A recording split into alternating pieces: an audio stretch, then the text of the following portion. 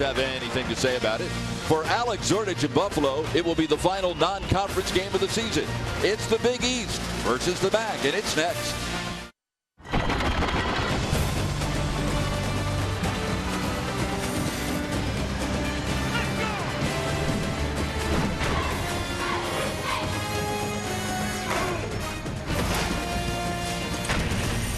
It's a wet Saturday on the shores of Lake Erie. We are at UB Stadium, where today it will be the Pitt Panthers versus the University at Buffalo Bulls.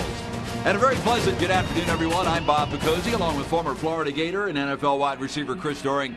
Thanks so much for spending part of your weekend with us. Chris, it's been a difficult season for both of these teams. Pitt is 2-4, trying to avoid a third straight loss. Buffalo 1-5 and has already lost 4 in a row. Is it possible that these two teams are better than their records indicate? I know you'll think I'm crazy for saying this with two teams with a 3-9 combined record, but I really believe these teams are much better than what their records reflect. I've seen them play great football on tape. The problem is the inconsistencies. You've seen a lot of mistakes, a lot of turnovers at ill-opportune times, and that's what's doomed these two teams to the records they have now. We'll see if they can start with any consistent play today and get on some momentum as we head into the second half of the season. Now, Pitt's Ray Graham was 7th in the country in rushing a year ago, and he blew out his knee in the 8th game of the season, and he's just now beginning to round into pre-surgical form. Yeah, you think back to last year. This was a guy that was a first-team Big East running back despite injuring himself in the 7th football game. They need him to play with some explosion. He's finally back to the form that we saw him in last year, trying to gain that burst back. But where I think he really is most effective for this Pitt offense is catching the football out of the backfield. He'll be a prime target for Tino Sinceri today in this offense. Now, Graham is a very tough customer to tackle, but if anybody can do it, Buffalo may just have the guy. The Bulls have a linebacker who leads the country in tackles for a loss. Yeah, how about Khalil Mack? He's an absolute beast at that outside linebacker position. A guy that has a high football IQ, really can read and recognize plays well, finds himself at the right place at the right time, and when he arrives at the football, is usually in a bad mood. This is the first of 4 consecutive home games for Buffalo. Can the Bulls pull off another upset for the MAC against a team from the Big East? We're back with the opening kickoff on Homecoming Day right after this.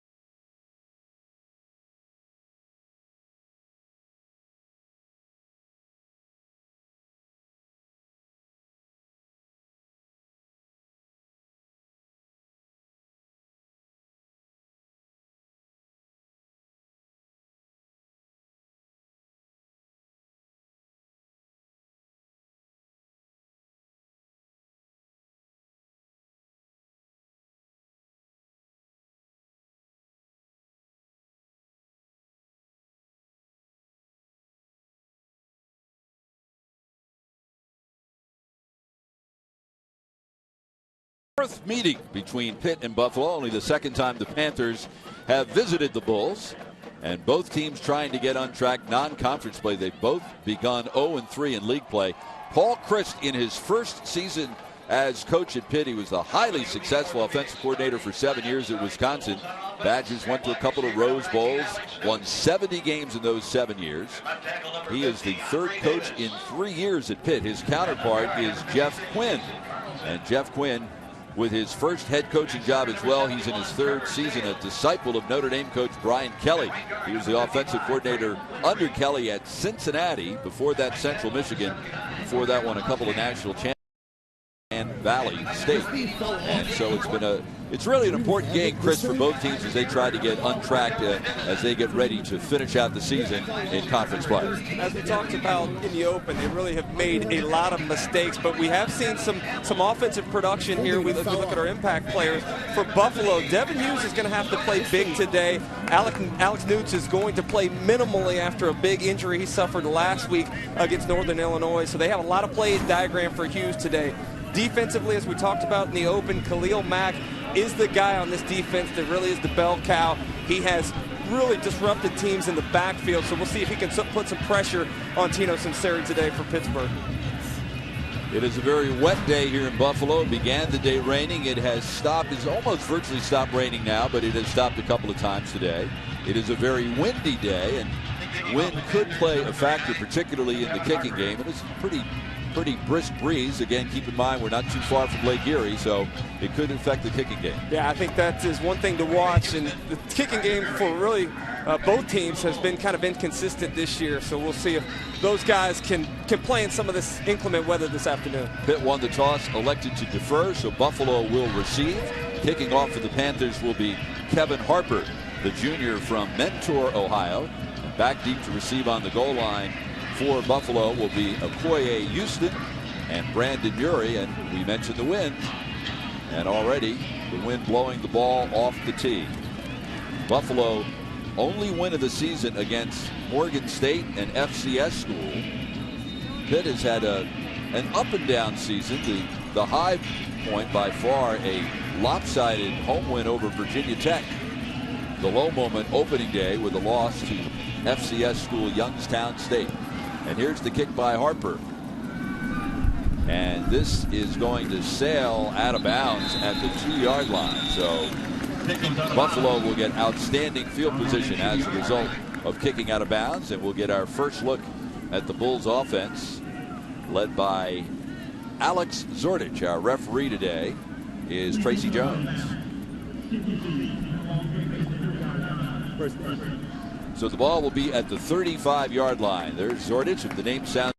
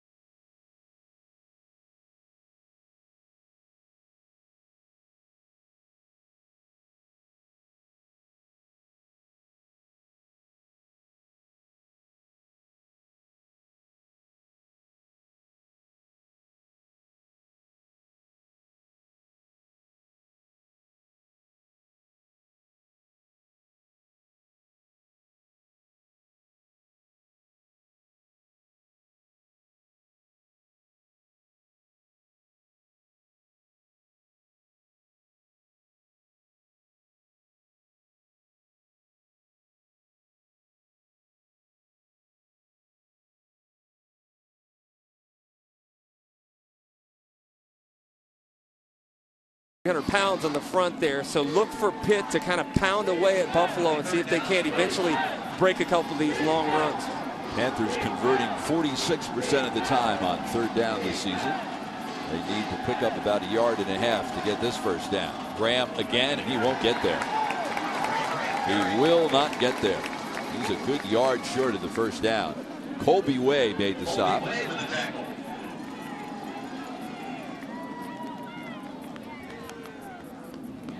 Still no sign finally the punting team comes on, so a good defensive stop for Buffalo. Yeah, nice job by Colby Way, as you mentioned there, penetrating through that offensive line, getting low and cutting Ray Graham's legs out from under him before he could really take off to try to get past that first down mark. Matt Yaklik into punt, third in the Big East, averaging 43.1 yards per kick. Cordero Dixon is back deep to return. Oh, this one sails deep. Takes a Buffalo bounce and then is downed by Eric Williams at the Buffalo 28-yard line. Each team has had the ball once and has had to punt it away. The Bulls get it back when we return.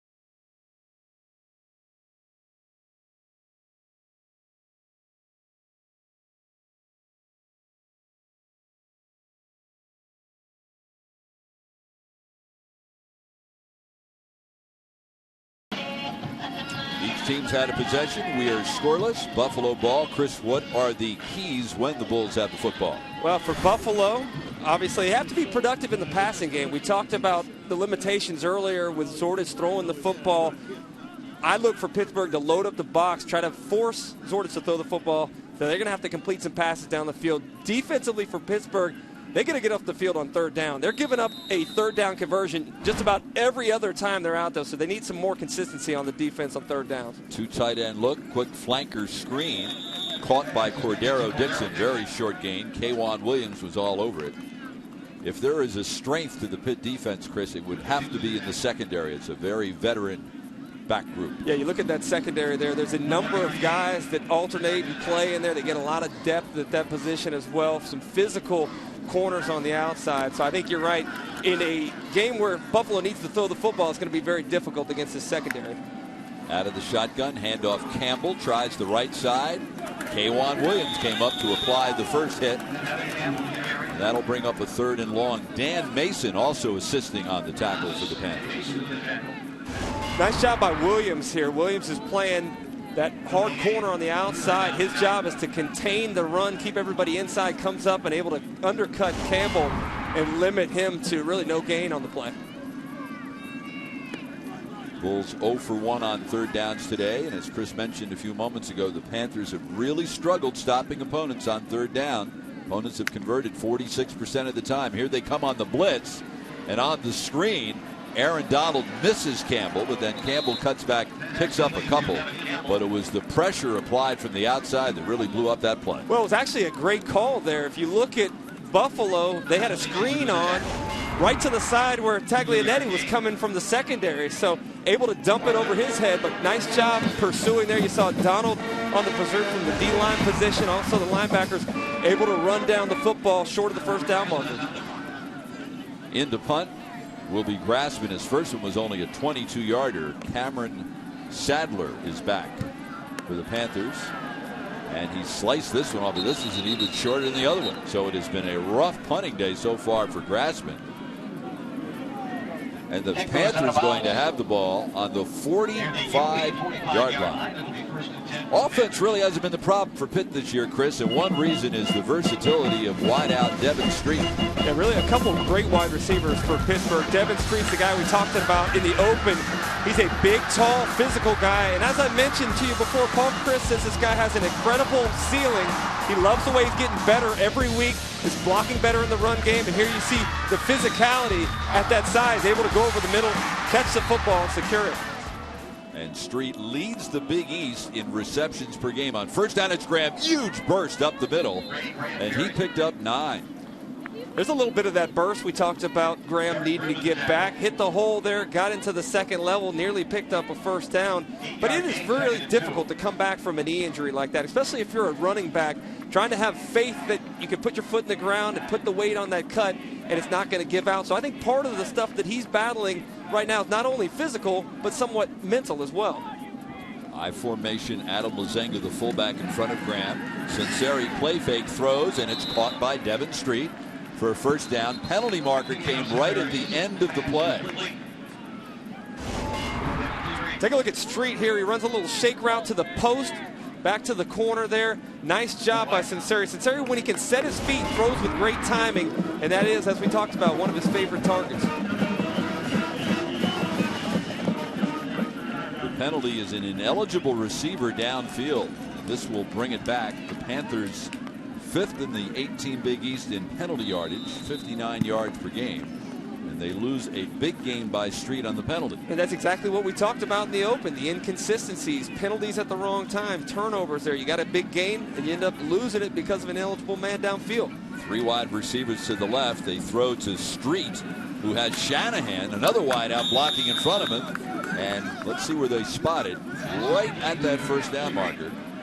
Derek Britt made the stop, and it is good enough for a first down. Shanahan is built more like a tight end, has huge size, and he took advantage of it, blocking for Street. Well, one thing as a wide receiver, you take great pride in blocking, even more pride when you're blocking for one of your fellow wide receivers. And on that bubble screen, it is vital that you're able to pick up your block on the outside. That time Shanahan did.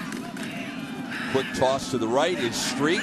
Hanging on for dear life is Najee Johnson, limiting the gain to 1 yard. That's a big play by Najee Johnson there, because there was one-on-one coverage. If Street's able to make Johnson miss, he's able to potentially go to the house here. You see Sinceri kind of take that one step and get it out to him, but nice job by Johnson anticipating the throw, coming up and making a solid tackle. Paul Chris told us this week Street has size, speed, and good hands, and he's learning how to put it all together. He understands better what we're trying to do. Here's Graham on second down. A little stutter step. Gets it to the 28-yard line. Khalil Mack made the stop along with Colby Way. And that's a nice job there again by Graham. Some of the things that we talk about in terms of his repertoire. The guy has great vision, great feel, and that time did delay a little bit to allow the guys to kind of shift out there on the offensive line, able to pick up a hole and then hit that hole to leave them with about a 3rd and 4 here. Buffalo's 6th in the MAC when stopping opponents on third down. Opponents have converted 37% of the time. On third down, Sinceri looks left, then throws across the middle to Street. He missed him. Street wants a flag. He will not get it. Well, Bob, I know I'm a little bit biased being a former wide receiver, but I think Street deserved to get a flag here as Khalil Mack way arrived early. And if Street's able to get out in front of that when he's got running room for days, that time there, Mack got away with one and Pitt forced to try the field goal. Kevin Harper will try a 45-yard field goal. His longest of the season is a 41-yarder, and he's 2 for 5 when trying beyond the 40. And he tucks this one inside the right upright. And the Panthers draw first blood. So the penalty brought back a Pitt first down, might have prevented a touchdown. Instead, they settle for 3. They get the lead.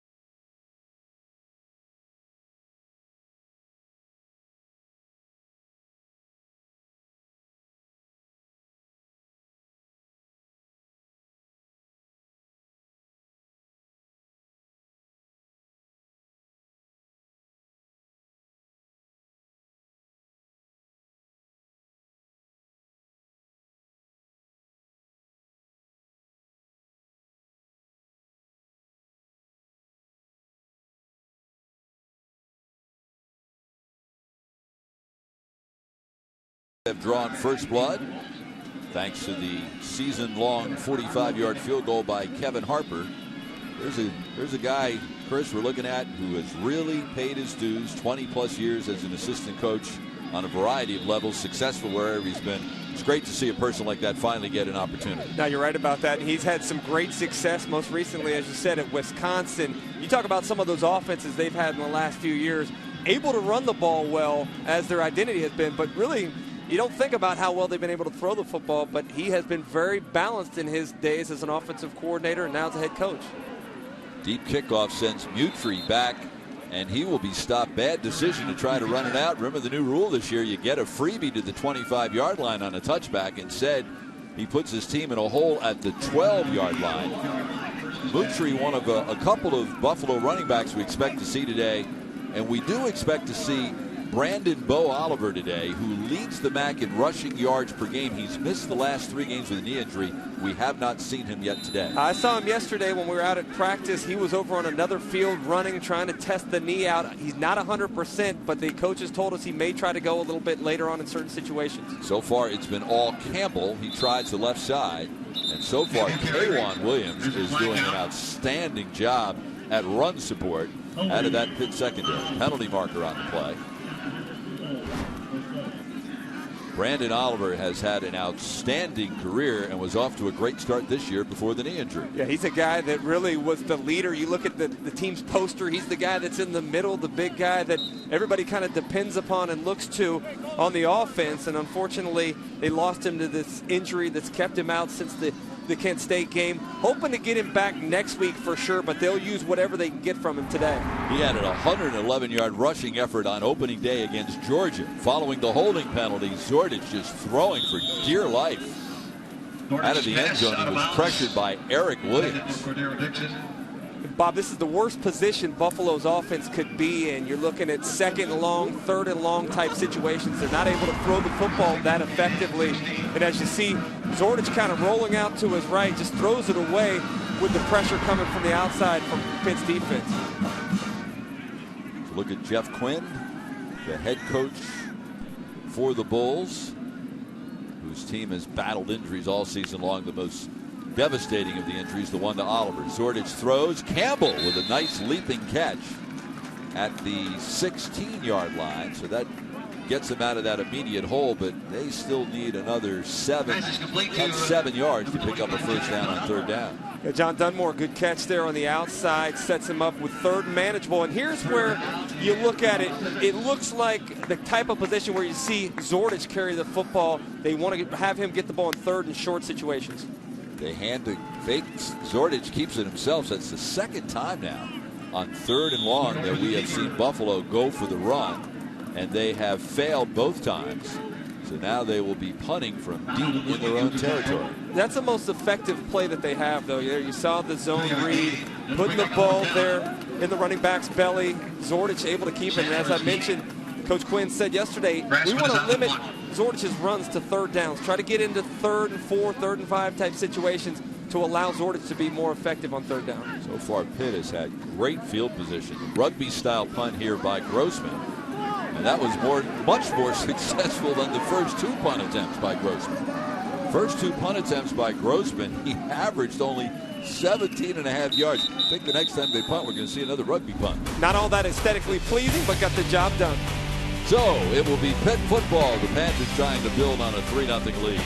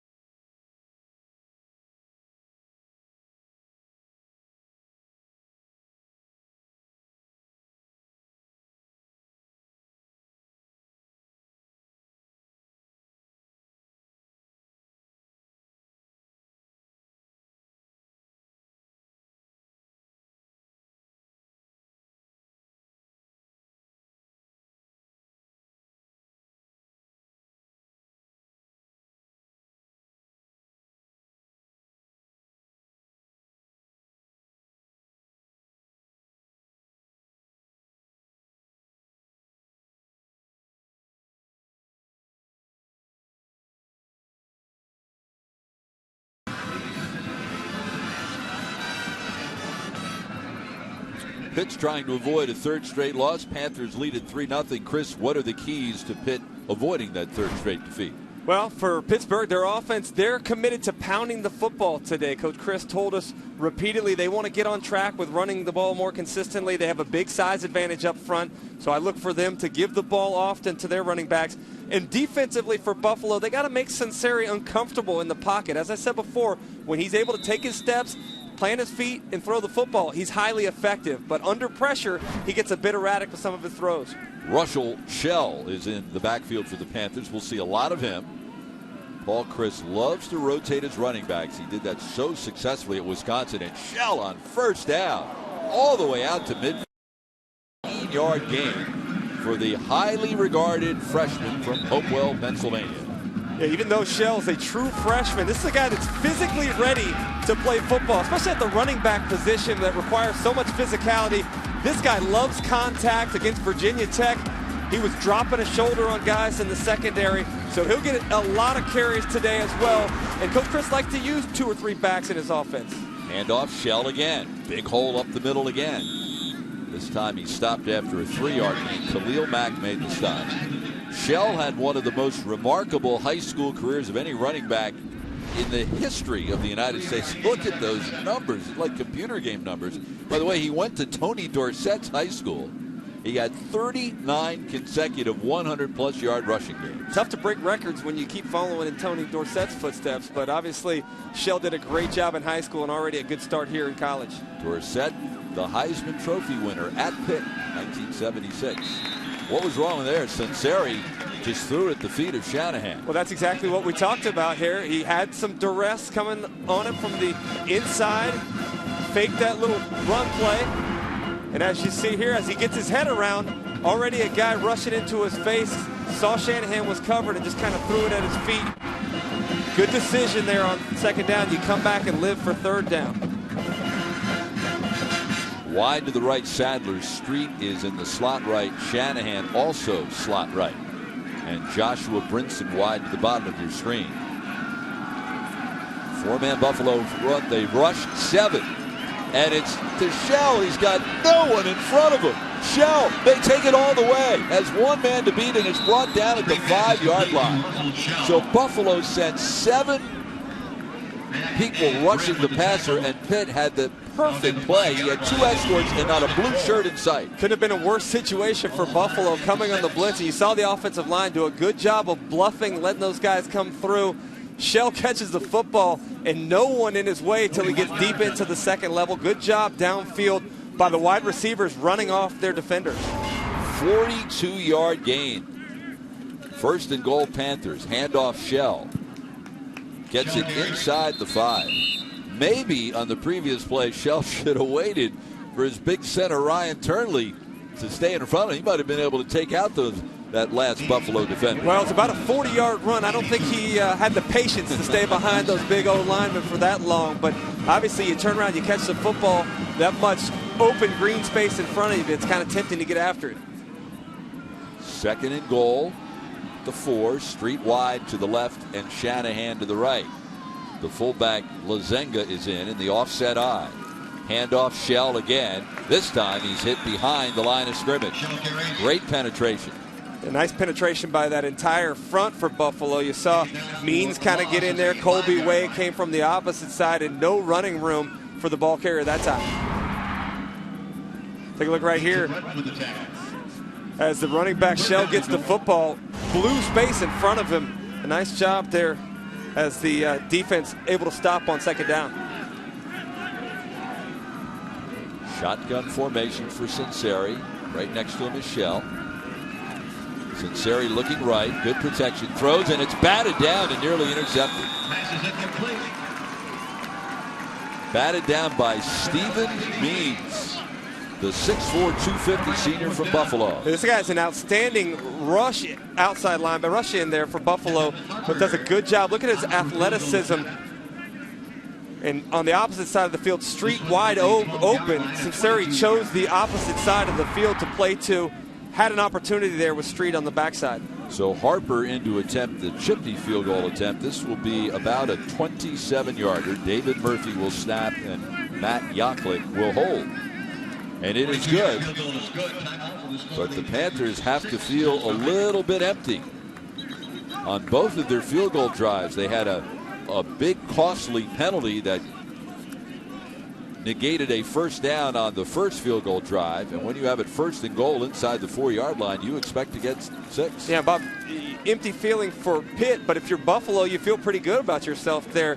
Looked like Buffalo or Pittsburgh was going to have an opportunity to take a 10-0 lead. Buffalo defense bows its back and forces a second field goal there. So Buffalo hanging in the football game. They have to do something offensively now to allow that defense to get a little rest on the sideline. That's Brandon Oliver, the Bulls running back in the jacket. just behind number 5, Tony Daniel, the third-string quarterback. We were told that they expected to try to work Oliver into the game. Let's take a look at some Big East news and notes. We'll do that after the kickoff. Harper with his second field goal of the day, and there are the numbers on Oliver last season against Pittsburgh. Earlier this season against Morgan State, Oliver had 25 carries for 238 yards. Harper to kick off. Mucci's going to try to run this one out. Remember, he was tackled at the 12 the last time. This time he spins his way forward. Penalty marker came from way off the play. Also, a helmet went flying. He was brought down at the 23, so he still was stopped short of where he would be had he settled for the touchback. Now, this almost always means some sort of illegal block.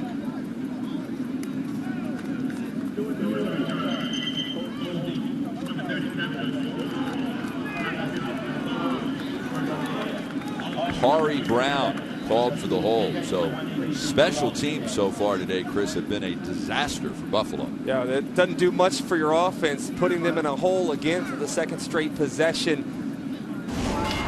Take a look to the middle of the screen right there.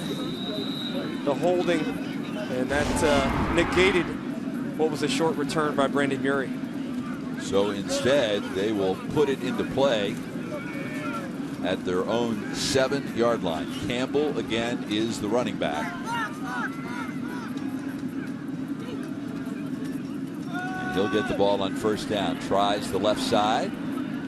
Aaron Donald hit him at the 10. Campbell carry. Pickup of 3 on the play. Campbell, Chris, had a huge game against Ohio. 30 carries for 160 yards. Yeah, Devin Campbell, as I spoke with Jeff Quinn yesterday, was a guy that they expected to play a lot as a true freshman, but more so in special teams. And since Buffalo's had 3 running backs go down, they've had to press him into action. He had an outstanding game that day. On second down, handoff, Campbell again. Great move up the middle, all the way out to the 28-yard line. He did all that on his own. Jason Hendricks finally made the stop. Yeah, Pitt very lucky that Jason Hendricks was able to hold on there, because if he breaks that tackle in the second level, he may go the distance. Good job by Campbell that time of getting to the second level, and as I mentioned, nearly breaks that shoestring tackle by Jason Hendricks. 18-yard pickup and gets the Bulls out of the hole near their own end zone. Campbell again.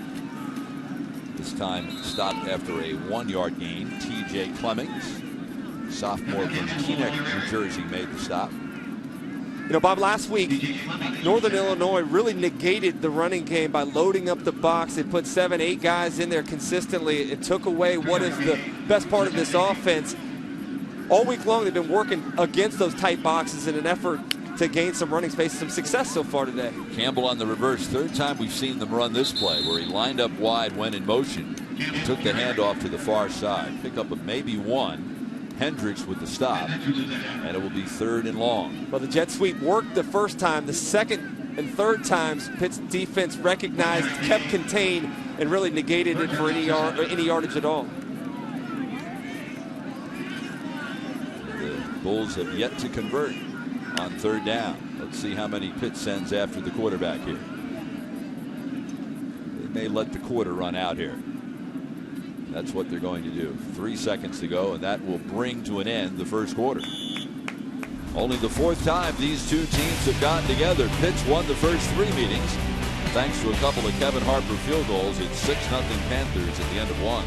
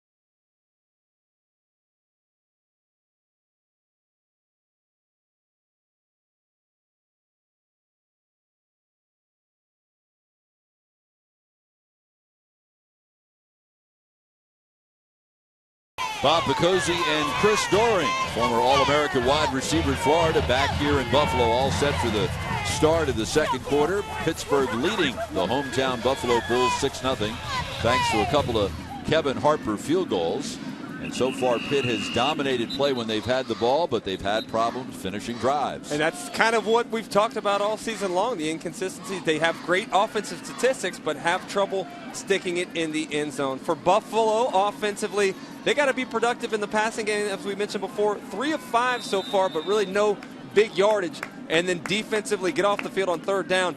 Pittsburgh been magnificent so far. We'll see if they can do it here for a 4th straight time. And they begin the second quarter. Does Buffalo 3rd and 7 at its own 30-yard line. Campbell the lone setback with Zordich, the quarterback, out of the shotgun. Pitt sends 4. Here comes Donald from the weak side, and it's caught for the first down. They finally convert. The pass is caught by Cordero Dixon, the sophomore from Sewanee, Georgia, his 6th catch of the season. That's about the 3rd or 4th time we've seen Buffalo try to move the pocket and buy them a little extra time. You saw Aaron Donald coming from the backside trying to run the quarterback down, but Zordich does a good job of delivering on the run for a first down.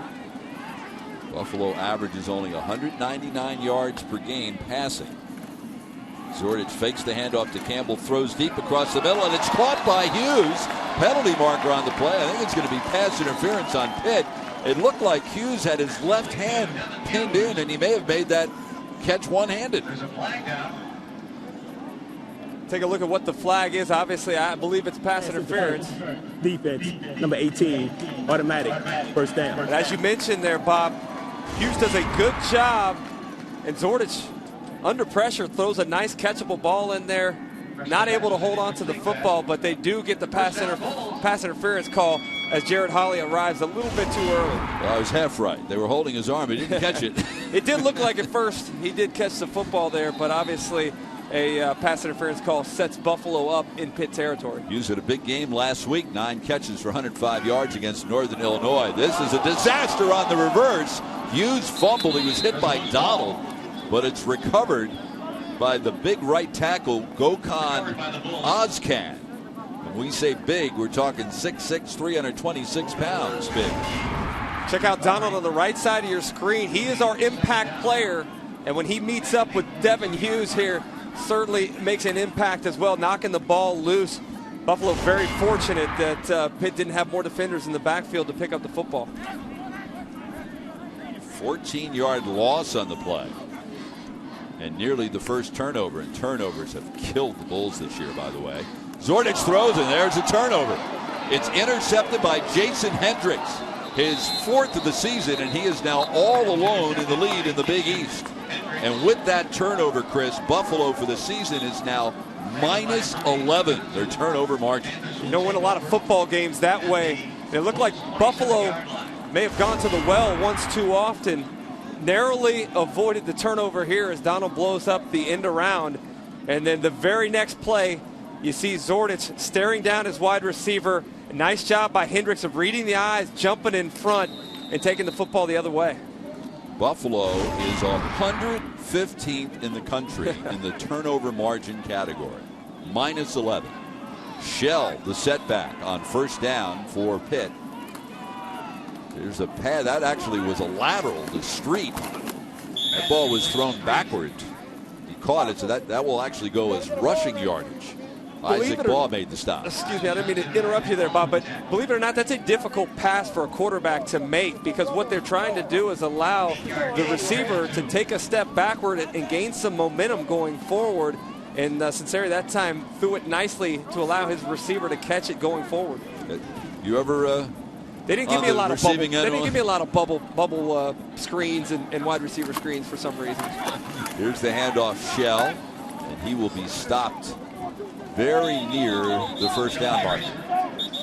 Yeah, unfortunately, I was sentenced to a lot of over the middle type catches. You know, I was the quote unquote possession guy, but those screens and the tunnel screens are more reserved for the quicker, faster outside guys. So you played for 7 different NFL teams over a period of 11 years. Out of all those teammates, who was the best at catching the bubble screen? The best at catching the bubble screen? I'll tell you, the guy that probably was the best all-around receiver that I ever played with, that was Hines Ward in Pittsburgh, a guy that could just about do everything. On third down, Sinceri keeps it himself. And it looks like he has enough for the first down. And Bob, that's not me catering to the audience. I know a lot of Pittsburgh fans tuning in to check out the Panthers today, but Hines Ward was a guy that certainly knew the position very well, could recognize what defenses were trying to do to him, blocked very well down the field, and probably the most physical wide receiver I've ever been around. Steelers really struggling now that Ward is retired. That's not the only reason they're struggling. They have a big game on Sunday night against the Cincinnati Bengals. Here's Shell, left side. Great penetration from the secondary by Derek Brim. How about Brim there on that play? You see the stretch to the outside, and Brim diagnoses it from the get-go, coming up from that safety position, getting an opportunity to play. Whitney Sherry has a banged-up shoulder this week, so Brim having a chance to show what he can do in there for the Buffalo defense. Loss of 3, 2nd and 13. 2 wide receivers at the bottom of the screen. The handoff to Shell. Breaks a couple of tackles and pushes the pile forward to the 14-yard line. So a pickup of 7 on the play. They need to get to the 7 to get a first down. So they'll still need 7 more. No, Bob, down here in the red zone, you have a height advantage on the outside with Devin Street and Mike Shanahan. Street going 6'4", Shanahan 6'5". So it'll be interesting to see if Buffalo, with their smaller corners, are willing to play man-to-man, or if they want to get a couple safeties back there to try to help out those undersized cornerbacks. Shanahan is lined up in the slot to the bottom of the screen. Sinceri, great protection. Now steps forward in the pocket. He's going to take it himself, and he dove forward. He's going to be short of the first down by about a yard, maybe a yard and a half. And decision time now for Paul Christ. Sinceri gave himself up on that play. Yeah, that was a little disappointing. Had an opportunity to maybe get a few more yards and pick up the first down, but didn't have the awareness that he needed. Obviously, Paul Christ has confidence in that big offensive line going forward here on 4th and about 2. Opponents are 8 for 11 on 4th down against Buffalo this year. Here's Pitt on 4th down. Shell has the first down. He takes it all the way to the 3-yard line. 1st and goal, Panthers. Khalil Mack made the stop. Good job by Shell that time. Had some resistance in his path when he first got the ball, but bounced it outside and able to knife up in there for a first down.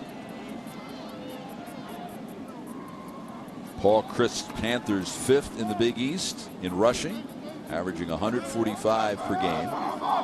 Shell is 8th in the conference in rushing. He had a 157-yard game against Virginia Tech. That is the highest single-game rushing performance by any player in the Big East this year. Shell on first down, breaks a tackle, and pushes forward to about, maybe got it to the 3. That was Mosley on the stop there. Mosley normally plays at the outside linebacker spot. This week playing inside as he's getting an opportunity to play in place of Jake Stockman today. We're going to line it up at the 4-yard line where it will be 2nd and goal. Sadler wide left and Street in the slot to the left. Shanahan is to the bottom of your screen. Keep an eye out there to the left. They got man-to-man coverage. Instead, it's Shell. Nothing there. Breaks a tackle. Will try the right side. Can he get in? He did. So Buffalo had a chance to contain Shell. He bounced off one tackler, then just used his speed to get to the pylon. How about that run there by Shell? Nothing to the front side of the play, but able to stay on his feet, bounce it to the outside, and just outruns a couple of the secondary players for Buffalo. Good job switching the ball, too. Getting the football in your outside hand as a ball carrier, very important to protecting the football. 4-yard run by Shell, his 3rd touchdown run of the season. Harper in to attempt the extra point, And the Panthers have taken advantage of the only turnover of the game. It gave them a very short field. And Shell's tremendous second effort and speed produces the first touchdown of the afternoon.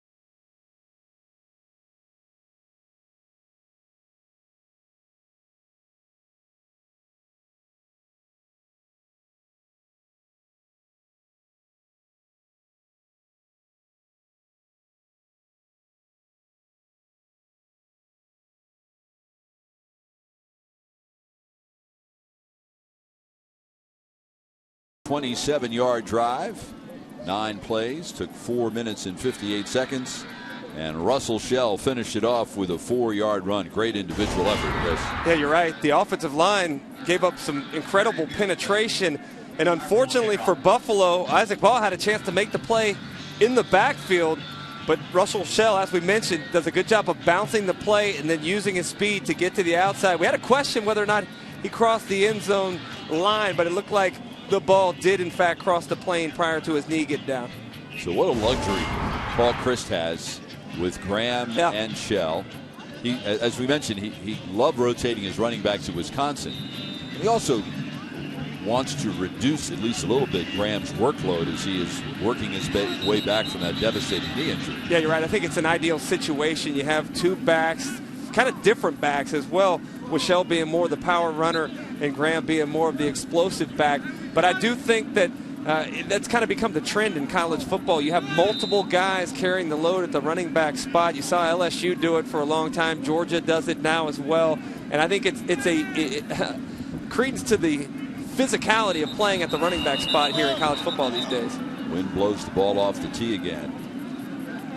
Kickoffs have been very exciting today, and not in a good way for Buffalo. Brandon Mutri has made some questionable decisions on returning kicks, and he's yet to get one out to the 25-yard line. 3 times he's tried to run it out of the end zone instead of taking the touchback, compounded by a couple of penalties that moved the ball half the distance to the goal line.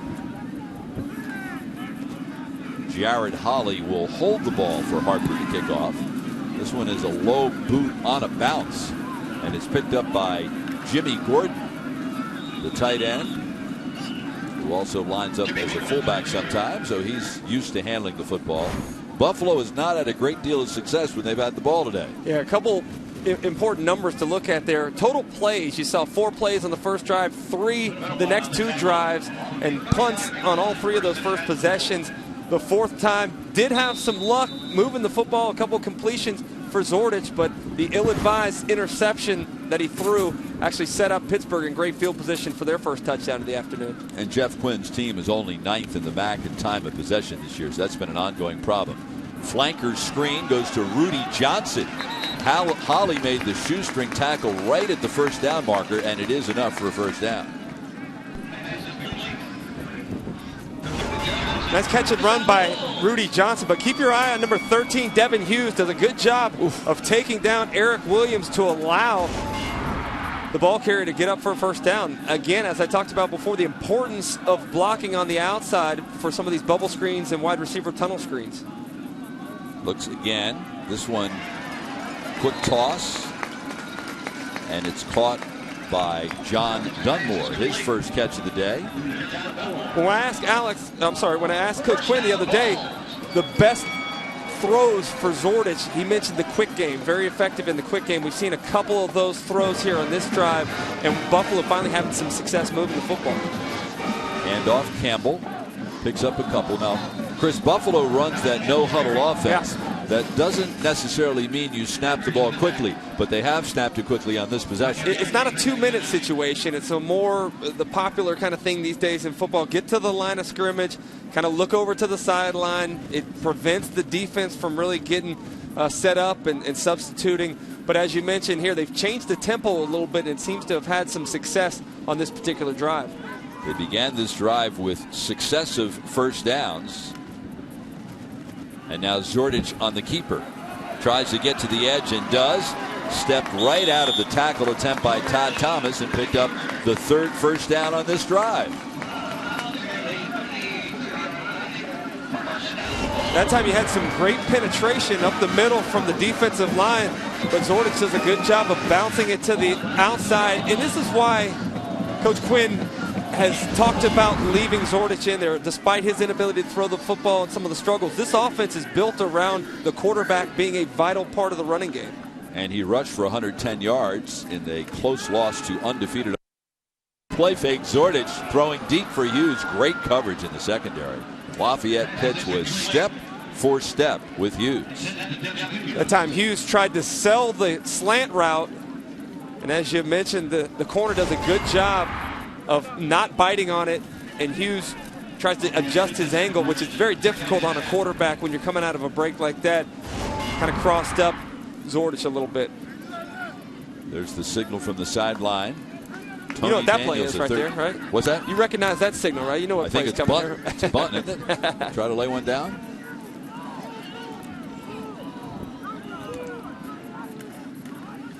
Pitt rushes forward. Good protection. The toss to Campbell.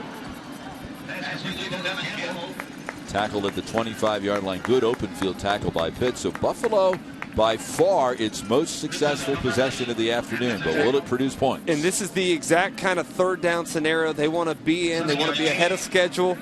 Allow there to be some run-pass option, not necessarily have to drop back and throw the ball to try to pick up this third down opportunity.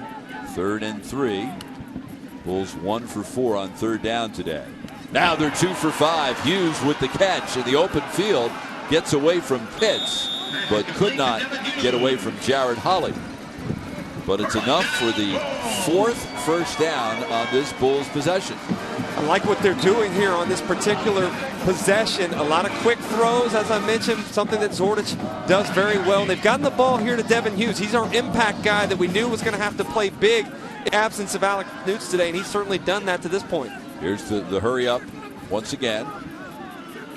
Dixon in motion to the top of your screen. Fakes the handoff, and he's going to run it. Donald got a hand on his shirt to slow him down. Pickup of a couple on the play. Pittsburgh's fortunate, or Buffalo rather, fortunate that they didn't get called for the holding. As you mentioned, Aaron Donald got a hand on Zordich here, but he was getting held earlier in the play. That time Zordich using his legs to improvise on a called pass play. 2nd and 8. This time an offset I formation. Rashad Jean in at that fullback spot. First time we've seen this formation today for the Bulls. Handoff Campbell. Tackle made by Dan Mason.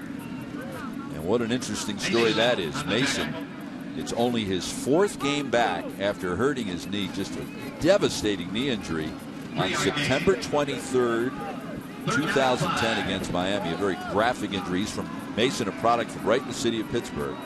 But he's made it all the way back, and with an injury to Shane Gordon is getting the start at middle linebacker today. Mason, a guy they thought may not ever walk right again, much less be able to play football. Just an amazing story that the doctors have actually submitted a case study to a number of medical journals for his recovery. 3rd and 5. Here comes the blitz from the safety, Hendricks.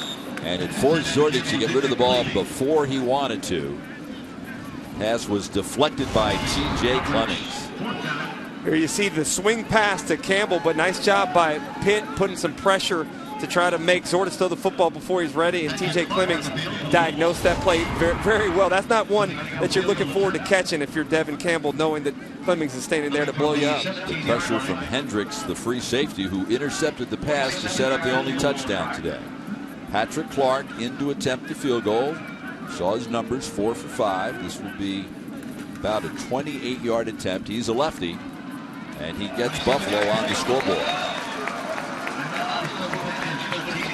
So the Bulls had a very promising drive. Pitt does a good job in holding Buffalo to 3. Monday.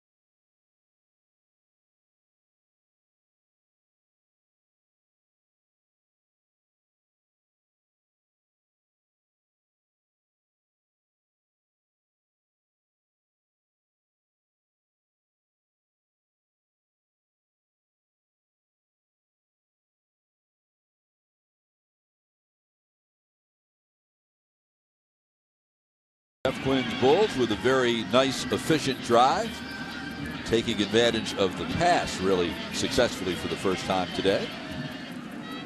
11 plays, 55 yards. It eventually did stall. And Alex Zordich was a very efficient 4 for 5 on the drive. Yeah, what they did that time was allow Zordich to get the ball out of his hands quickly. And not only does that play to his strengths, but it also negates some of the size advantage up front from Pittsburgh. And really nice play calling there by the Buffalo staff. Patrick Clark to kick off, back deep to return Cameron Sadler, the bottom of your screen. Lafayette Pitts to the far side, and keep your eye on Pitts, number 23, because he leads the Big East in kickoff returns at 28.8, but he won't return this one, will he? Right through the end zone. Touchback. Pitt will have the ball 1st and 10 at its 25. We will step aside with the Panthers leading Buffalo by 10.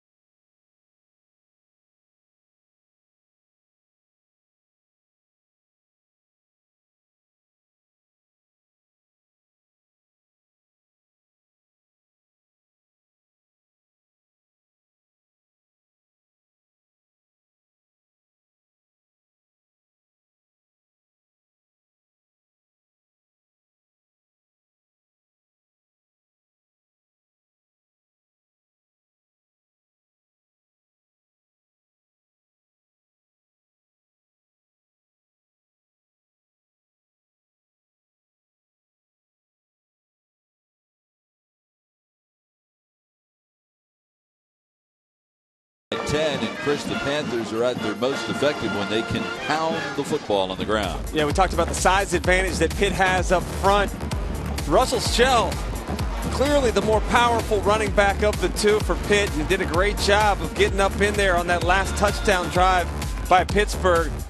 Here you see him bouncing off, just great single effort for Shell as he has 31 yards on the ground already, and then the big 41-yard screen reception. He's been a big part of this Pitt offense so far in the first half. Panthers following the Buffalo kickoff and the touchback. 1st and 10 at the 25-yard line. There you see Shell's numbers last week. Ray Graham back in. We saw him on the first 2 Pitt possessions and have not seen him since. He lines up behind Sinceri and gets the handoff. Pickup of about 3 on the play. Bo Bachtel made the stop. That's a great thing about having 2 backs like this as well. Not only do you have contrasting styles between Shell and Graham, you also have the opportunity to wear down that Buffalo defense even more with the power running, and then you get Graham in there and hope that he's able to break one of those explosive runs that he's known for so well. So far, it's been a very quiet day for Mike Shanahan. Handoff Graham again. Gets it to the 30. And it will be a 3rd and 5. And talking to Paul Chris this week, we asked him just how he felt Graham was doing in that comeback from the injury. There's look at Shanahan, who's 2nd in the Big East in receiving yards. And he said he doesn't think, Paul Chris said, I don't think Graham is 100% yet. He sees where he needs to go at times, but his knee just won't let him get there. You know, and with an injury like that, I never sustained a knee injury, but I did have an Achilles injury, rupturing my Achilles. I came back a year later and tried to play, and while I could go through the motions, I wasn't nearly as effective. And kind of the same way for this knee injury that Graham has. Every week you see him getting a little bit more healthy, and as I mentioned, a little more confident in that knee. But I really don't know that we'll see him at a full 100% until maybe later in the season.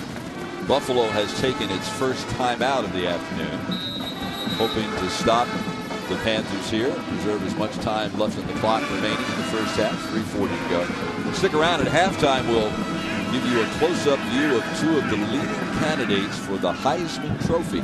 It's coming up at halftime. I'll give you a hint. One of them plays for a school that used to be a big-time rival for Pitt, but now they're no longer in the same conference. And on 3rd down on the screen, the pass to Graham is incomplete. So Buffalo backs up their field goal scoring drive by forcing the Panthers to go 3 and out. It shows you how important it is for an offense to allow a defense to get some rest. The longer possession by Buffalo's offense allowed Buffalo's defense to come out here and get a 3 and out stop, something that they desperately needed. So Matt Yaklik into punt, and back deep to return is Cordero Dixon. Dixon standing at his own 33.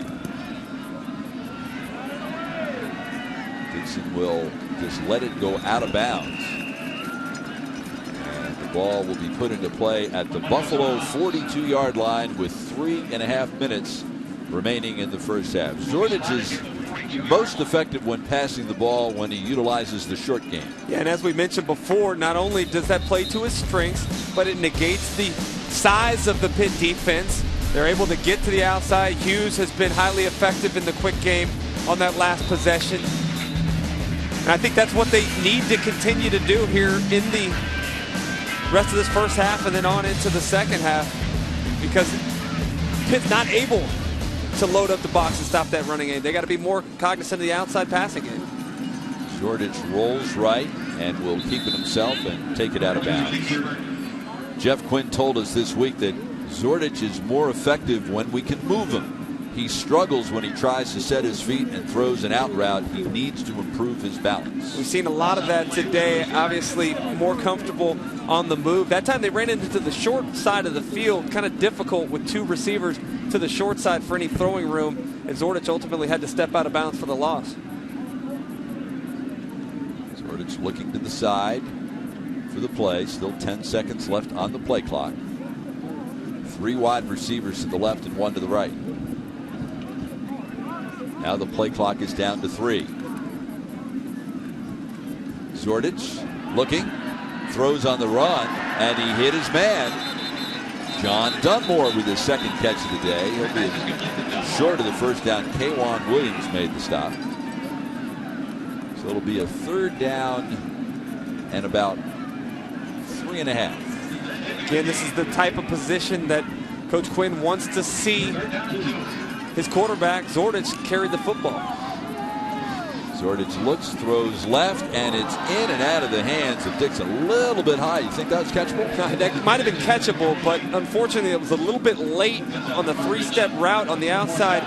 Looked like Zordich delayed before he threw the ball to the wide side of the field. As you take a look at the replay, watch him kind of double pump it, and then the high ball, always difficult to catch when you got a defender bearing down on you, as Pitts was there. They keep the offense on the field. They're going to snap the ball fourth down at midfield, needing more than 2 yards. Can't imagine that would be the case here. Put your defense in a tough position if you don't pick it up here at the 50-yard line, but it looks like they're going to. They do. Boy, what a gamble. The quick toss to Hughes makes the catch, breaks one tackle. The second effort, he may have gotten the first down. It's going to be very, very close. I think he did pick it up there, Bob, and that's just a great individual effort by Devin Hughes.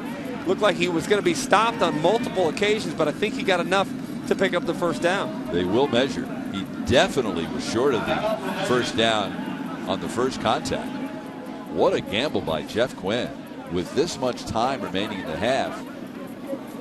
You're talking about, if you don't pick up the first down, giving Pitt the ball at midfield. I mean, you're only down 10. Well, I think that's the attitude that they're going into this football game with, is, look, we're struggling so far. It's our first game home in a month.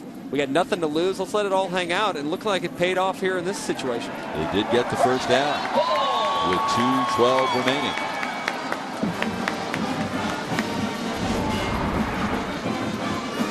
Hughes is on your outside here.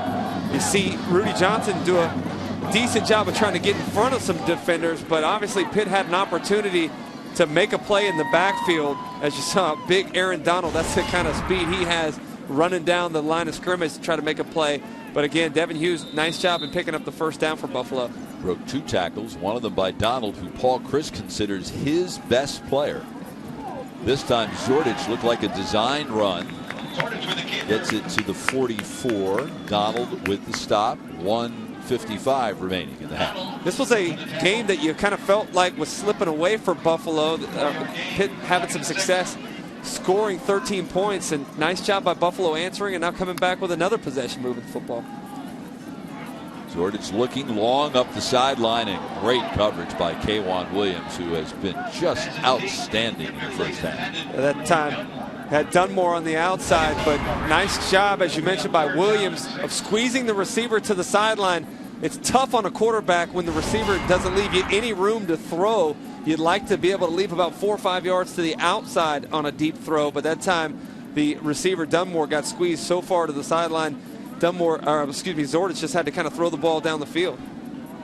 Pitt has a tradition with outstanding people in the secondary, don't they? Yeah, they got some fairly good players back there in that secondary over the history, don't they? Yeah. One of them plays for the New York Jets, although sadly Darrelle Revis is out for the rest of the year with a knee injury. 2 for 7 on third down is Pitt, and Zordich will be stopped short. Now you have to figure if Jeff Quinn went for it on fourth down back at his own 50, he's going to do it again with less time left in the half. And with the ball at the Pitt 42-yard line. And they need more yardage to pick up the first down, but they line up to go for it on fourth down. Pitt has all 3 timeouts left.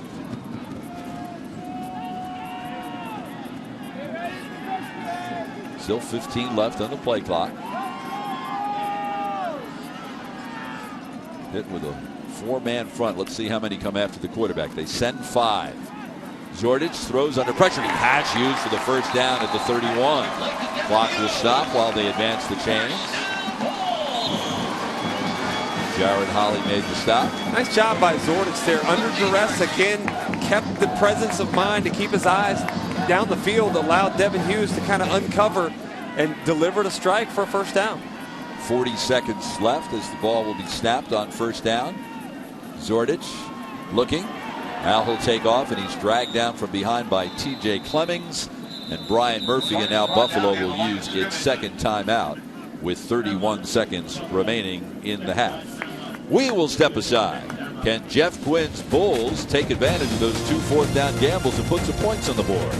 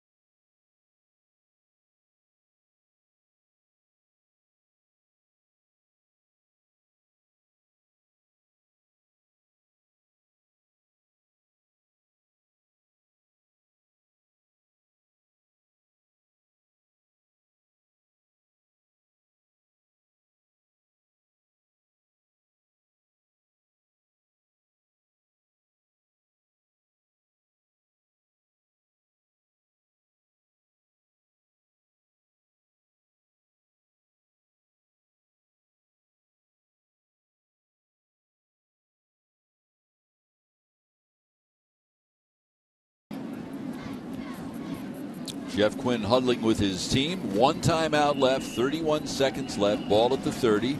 If you're thinking field goal eventually, longest field goal is 44-yard by Patrick Clark. Do you have to save that last timeout for the field goal try? Well, you got 31 seconds here to go. I don't think you necessarily have to save it for the last field goal try. I think you can pretty much run your offense here. You're going to have to throw the football to the outside of the field, obviously. That the clock will stop if you're able to pick up a first down and get inside the 20-yard line.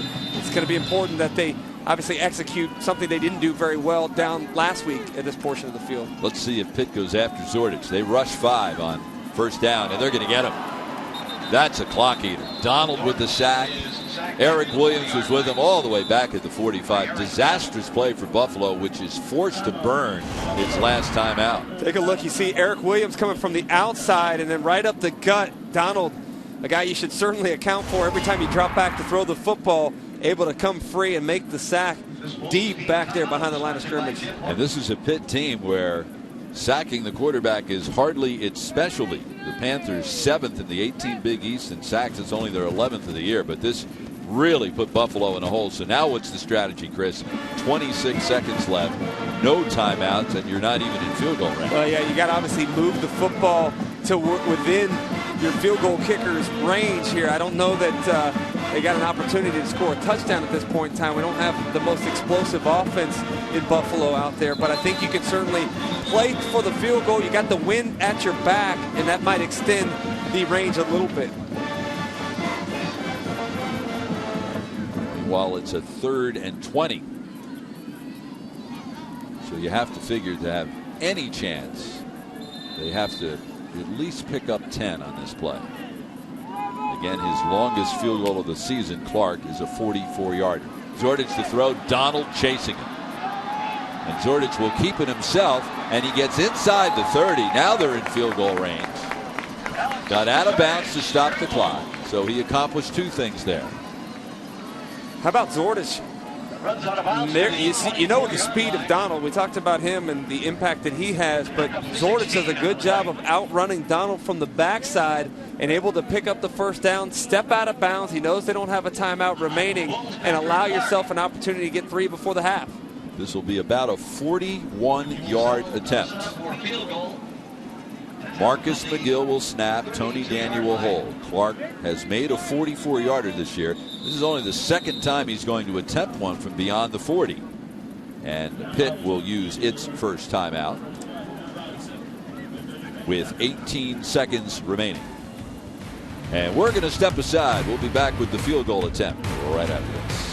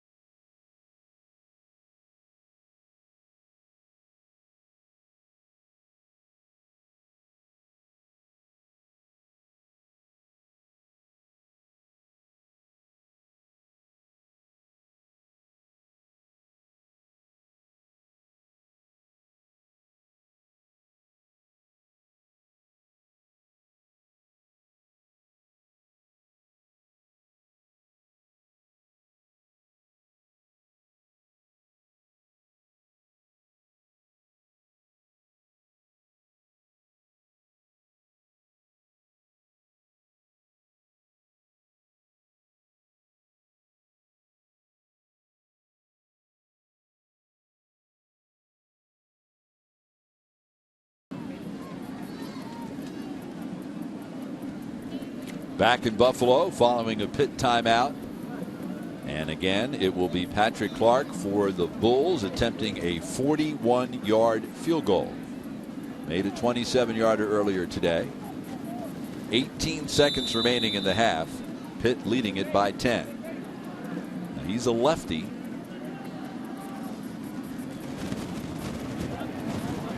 And it is good. He tucked it inside the upright to the near side. So Zordich has to get all the credit in the world.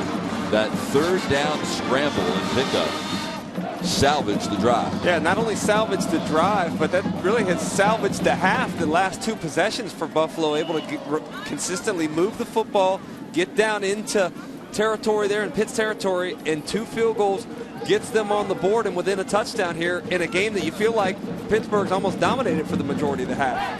34-yard scoring drive. It lasted 12 plays. It took 3 minutes and 17 seconds. So Buffalo, after going scoreless for the first 25-plus minutes, has added a couple of field goals on successive possessions. And in between, their defense had a big 3-and-out stop. That is really the key there, is the defense able to bow their back a little bit, stop Pitt's offense, who had pretty much run roughshod over them in the first half, and force the punt. And now Buffalo within a touchdown. Let's see if they try to kick it away from Pitts. They don't. Instead, they kick it through the end zone, which is even more effective. So give Clark credit, too. Following both of his field goals, he has just eliminated the threat that is Lafayette Pitts, the Big East leader in kickoff returns, by kicking the ball through the end zone. So Sunseri will get the ball 1st and 10 at the 25. 12 seconds left. Do you take a knee here? Yeah, I think with 12 seconds left, not a lot you can accomplish. Obviously, going against the wind as well can be dangerous. So I think Pittsburgh will go to the house and see if they can't regroup in the second half. Sunseri indeed takes a knee, and that will bring the first half to an end. So Pitt dominated through most of the first half, but the Panthers have only been able to get into the end zone once. That was on a 4-yard run by Russell Shell, and it was set up by the only turnover of the game. It was a Jason Hendricks interception, his Big East leading 4th interception of the season. It set up a touchdown, and that's the difference so far. We're halfway home in Buffalo, and Pitt leads it 13-6.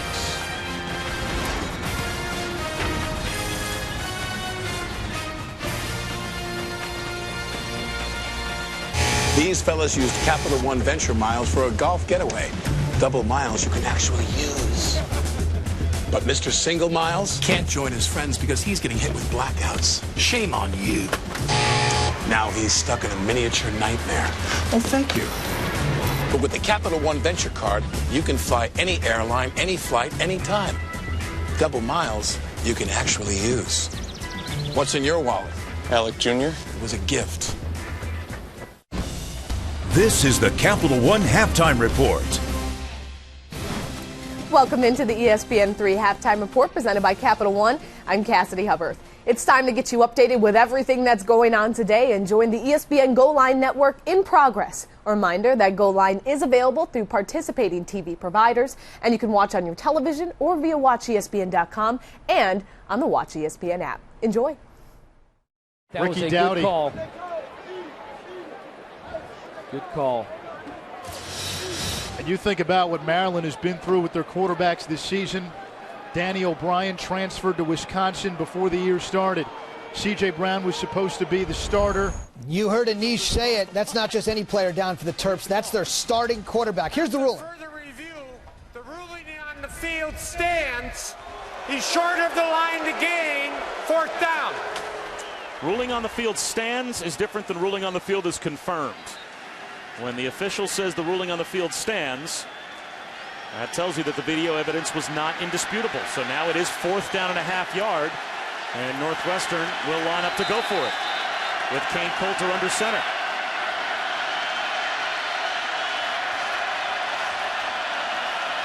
Will they snap the ball? Yeah, I think they've got to play here. They just kind of wanted to see what Nebraska was going to do. Coulter with a quarterback sneak.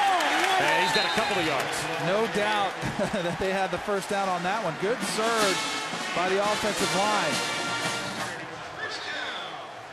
Now they've got Coulter, Simeon, Mark, tell you what, Northwestern's got some playmakers, and so do the Gators as the special teams and turnover foibles continue for the Gamecocks.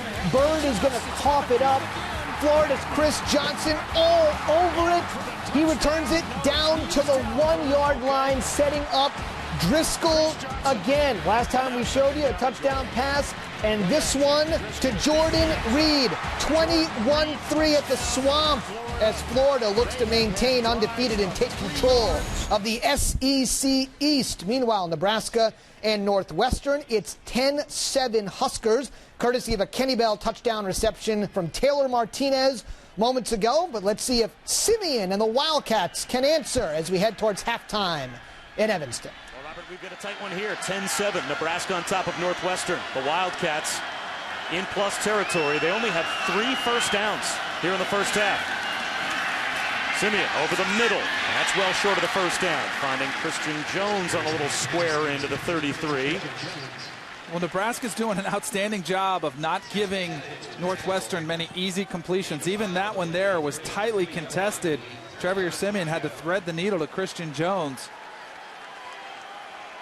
Cianti Evans brought down Christian Jones 5 yards shy of the first down. So it's another 3rd down and medium, 3rd and 5.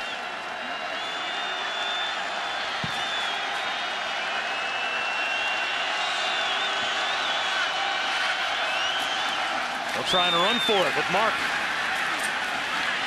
And the pile moves close to the first down marker. It looks like he's got it. How about that surge by the Wildcat offensive line and Venrick Mark? How about the effort, the second effort from Venrick Mark? I mean, that ball, he was well short of the first down, and then it's the second effort. And he's not the biggest guy. He's 5'8", 175 pounds. But he runs big.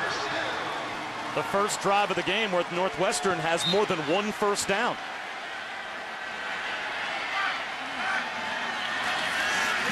Simeon again fades one down the sideline for Tony Jones. He's got it. Touchdown.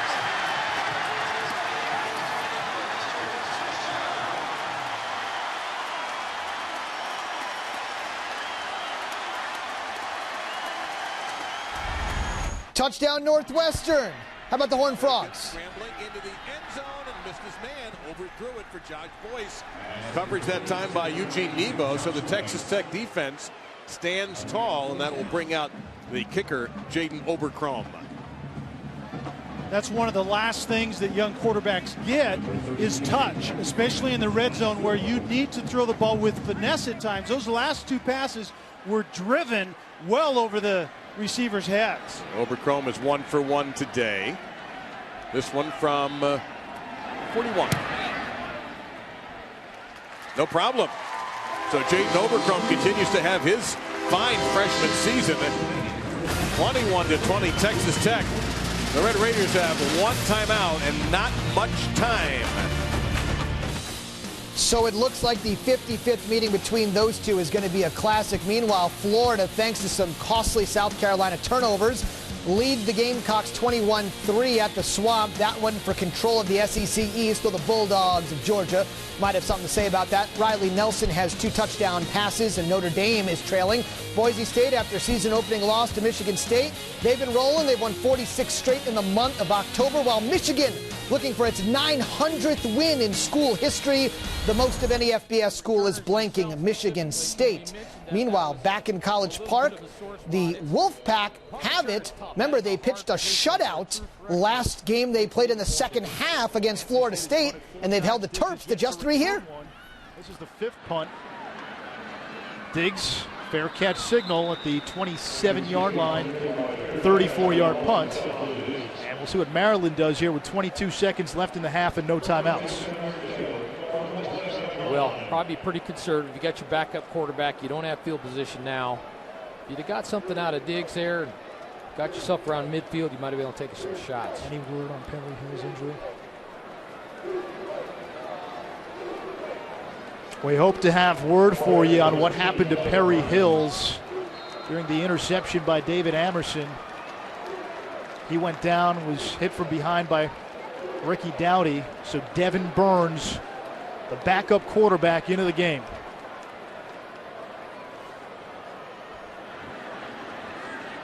Carolina State bring a little pressure from the edge. That's Pittman, the edge rusher. And that has been the story of the first half for Maryland. Doesn't matter who plays quarterback. Art Norman, he's NC State's pass rusher. That's his job. 5th sack of the half for NC State. They've been terrific up front getting to the quarterback. The first half comes to an end. It's NC State with a 10-3 lead on the road. And now, hang on. Halftime in College Park. Meanwhile, Georgia Tech, they haven't lost 4 in a row since 1996. And with the woeful Eagles, the opposition, it doesn't look like we're going to get there. Tech in control in Atlanta. So there's still a lot that they could accomplish. That's a wide pitch, and Smith falls on it. Back at the 11-yard line. It's going to bring up 3rd down. Not a good decision, not a good execution of the pitch by Washington. Probably the first and only mistake we've seen. They did call it down. I'm not sure why. And of course, Georgia Tech still has Georgia on the schedule. Now, the way Georgia's playing right now, it seemingly would be a pretty hefty favorite in that one with that game in Athens. And I think the officials are going to take a look on replay to see if that indeed was a fumble. I think maybe Coach Spaz called the timeout to ask him a challenge. 10:19 left in this 3rd quarter. We're just underway. Here's a look. Washington's pitch. Smith out of his fingertips. Let's see if he controlled it on the ground. The ruling on the field on the previous play is that the ball was. Georgia Tech threatening there. Nebraska threatening here. Final half minute at midfield in Evanston on ABC. Gerald might have called a timeout from the Northwestern sideline. Northwestern, first charge, timeout, 30 seconds. So Pat Fitzgerald wants to bring. All right, so nap time for Pat Fitzgerald and company. That was a big story in Evanston this week. Meanwhile, that's Frank Spaziani. He's looking for his first win over an FBS school this year. Georgia Tech, they were ruling whether this was indeed a fumble or not. The Yellow Jackets fired their defensive coordinator, Al Groh, during the bye week. Their offense seemingly has no problems. Just ask the Eagles. They're up big, looking to roll and add on more just before they hit the half here. Question is this a fumble or not? And with the shadows there, I don't know, Rich, if he had it long enough. Another angle.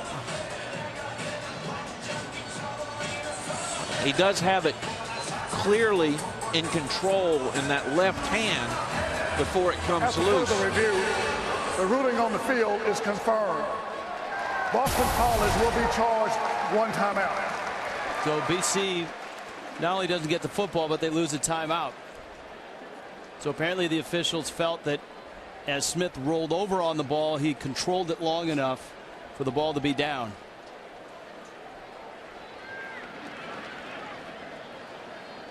(28-3). Of course, Boston College had the first possession of this second half and fumbled on their first play.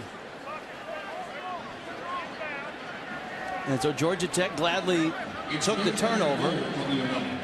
And they're looking at 3rd down and goal from the 11. Tevin Washington's been outstanding. Vad Lee has engineered a couple of touchdown drives for Georgia Tech, the backup quarterback, in a game that very easily could be 35-42 to 3, and not just 28 to 3. Washington flushed out, looking, throwing, and is it caught?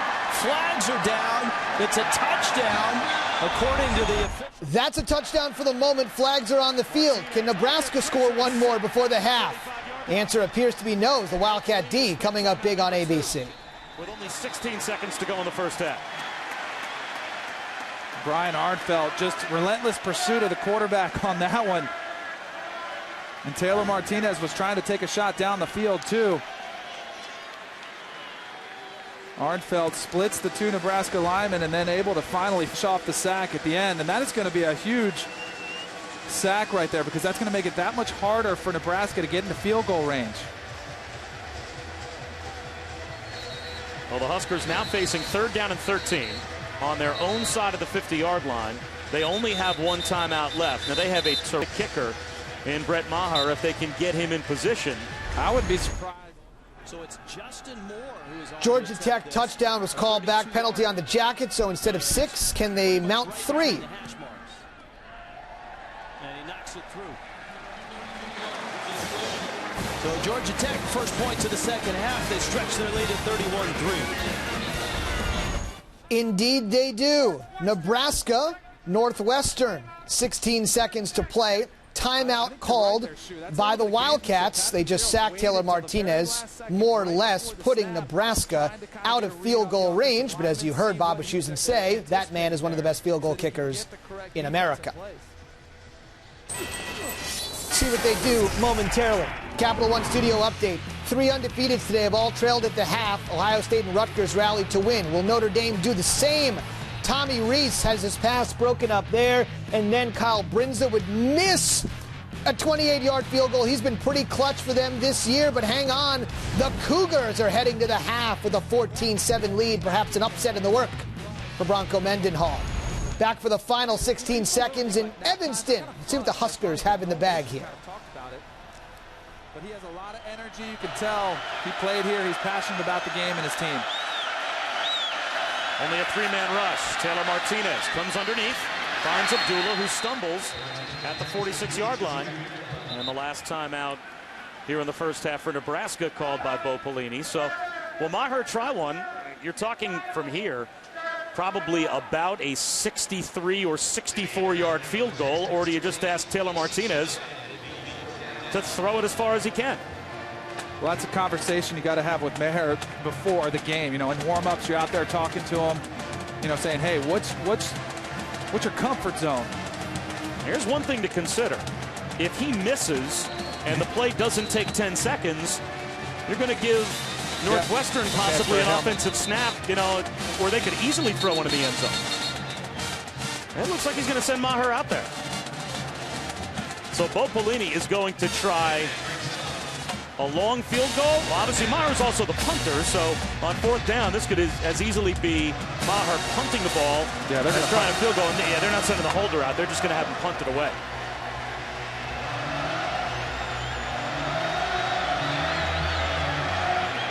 Northwestern has no return men back deep, as they are simply guarding against any type of a trick play. And Maher will let it go. That will roll down at the 1-yard line.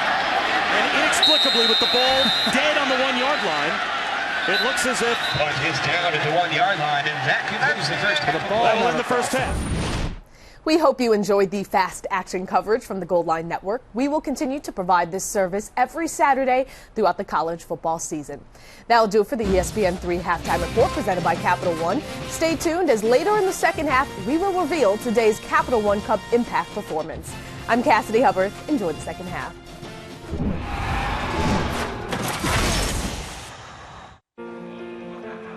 Whether I'm right or whether I'm wrong, gotta be me. Gotta be me. I've gotta be me. Gotta be me.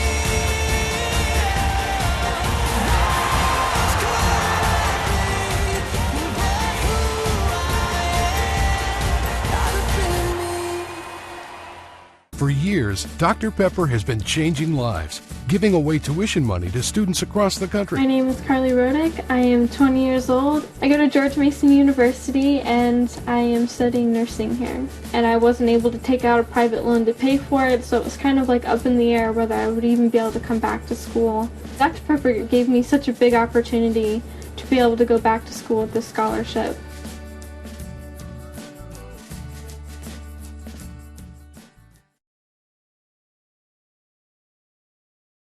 news. But right now in the NFL season, to me, there's 9 teams in this league that can win the Super Bowl, and all 9 know it. Giants, Bears, Packers, Falcons, 49ers, New England, Baltimore, Houston, Denver. I don't care what their records are. Teams with lots of talent, especially veteran talent, know when to flip a switch. Those teams can win the Super Bowl. Colin Cowherd, weekdays at 10 a.m. Eastern, 7 a.m. Pacific on ESPN Radio. Tuesday, get it on with ABC. Just let me slip into something a little more naked. Because you're ready for a fun night stand. How illegal is this? The premiere of ABC Comedy Tuesday, beginning with Happy Endings. Just gonna open a window. I think you should open your pants window.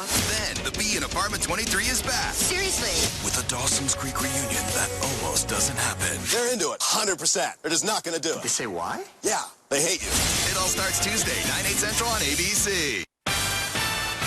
Hi, it's Colin, NFL Week 7 with Brian Billick and Eric Mangini. Plus, it's Monday, where I was right and where I was wrong. It's The Herd. Get in the Herd. Monday on ESPN Radio. What if I told you that the list of the greatest basketball players was supposed to include the name Ben Wilson? He had size, skills, and a can't-miss game that had people comparing him to legends. Benji headed into his senior year, ready to lead his team to its second state title. And his next stops were clearly college and then the pros. What if I told you his talent was limitless, but his time was not? ESPN Films presents Benji, a 30 for 30 film brought to you by Buick Verano. Tuesday at 8 Eastern on ESPN. Monday on SVP and Russillo. Jim Hasselback in studio to recap Week 7 of the National Football League. Monday nighter between the Bears and the Lions. Mike Tirico drops by, and the new BCS numbers. That's Monday, 1 Eastern. SVP and Russillo, ESPN Radio, and ESPNRadio.com. Mike Golick says you're crossing the line if you're cheering for injuries. This is about cheering someone who's laying on the ground hurt. Just think about that for a moment. If you did that and you wake up this morning and just look in the mirror and say that. There was a man laying on the field hurt, and I cheered. I rejoiced in it. I cheered. And then continue to look at that mirror and say, man, am I a freaking loser. And then go about your day. It's Mike and Mike in the morning on ESPN Radio and It's only the second time Pitt has visited Buffalo, and the Panthers lead the Bulls 13-6 at the half. Welcome back to Buffalo. Bob Picozzi along with Chris Doring, who was a star wide receiver at Florida, played on a couple of SEC championship teams there. And in the first half, a Pitt team that normally is very efficient in the passing game completed only 2 passes, but one of them was a very successful one. Yeah, how surprising was that? It was the Buffalo team that was the more efficient throwing the football today, but 41 of the 42 passing yards came on Shell's screen pass there early in the first half that set up the second field goal for Pitt. And let's take a look at the highlights, and what a luxury Pitt has having 2 great running backs like Graham and Shell. Yeah, no doubt about it. Great 1-2 punch, and there is the screen that we talked about, 41 yards to set Pittsburgh up with their second field goal of the day. Weren't able to punch it in. And then if you look at Buffalo, it's been the last 2 drives of the half after this interception here. The interception sets Pittsburgh up for the only touchdown of the game to this point in time. As Shell bounces it to the outside, able to beat Buffalo to the edge for the touchdown. But then Zordich kind of got it together on the final 2 possessions there. Quick passes, able to get up the field, move with a little bit better tempo offensively. Patience and stepping up in the pocket, delivering a first down completion to Hughes, and then the big run after a sack took Buffalo out of field goal range. Zordich able to pick up a bunch of yards for the second field goal of the half for Buffalo. And as we take a look at the stats, the real shocker is that Buffalo has outgained Pittsburgh by 28 yards. The big story is only 1 turnover in the game. It was a Jason Hendricks interception, and it led directly to the only touchdown of the first half, that 4-yard run by Russell Shell. Turnovers a huge problem all season for Buffalo. With that turnover, the Bulls minus 11 for the season. Turnover margin, 115th in the country in that category.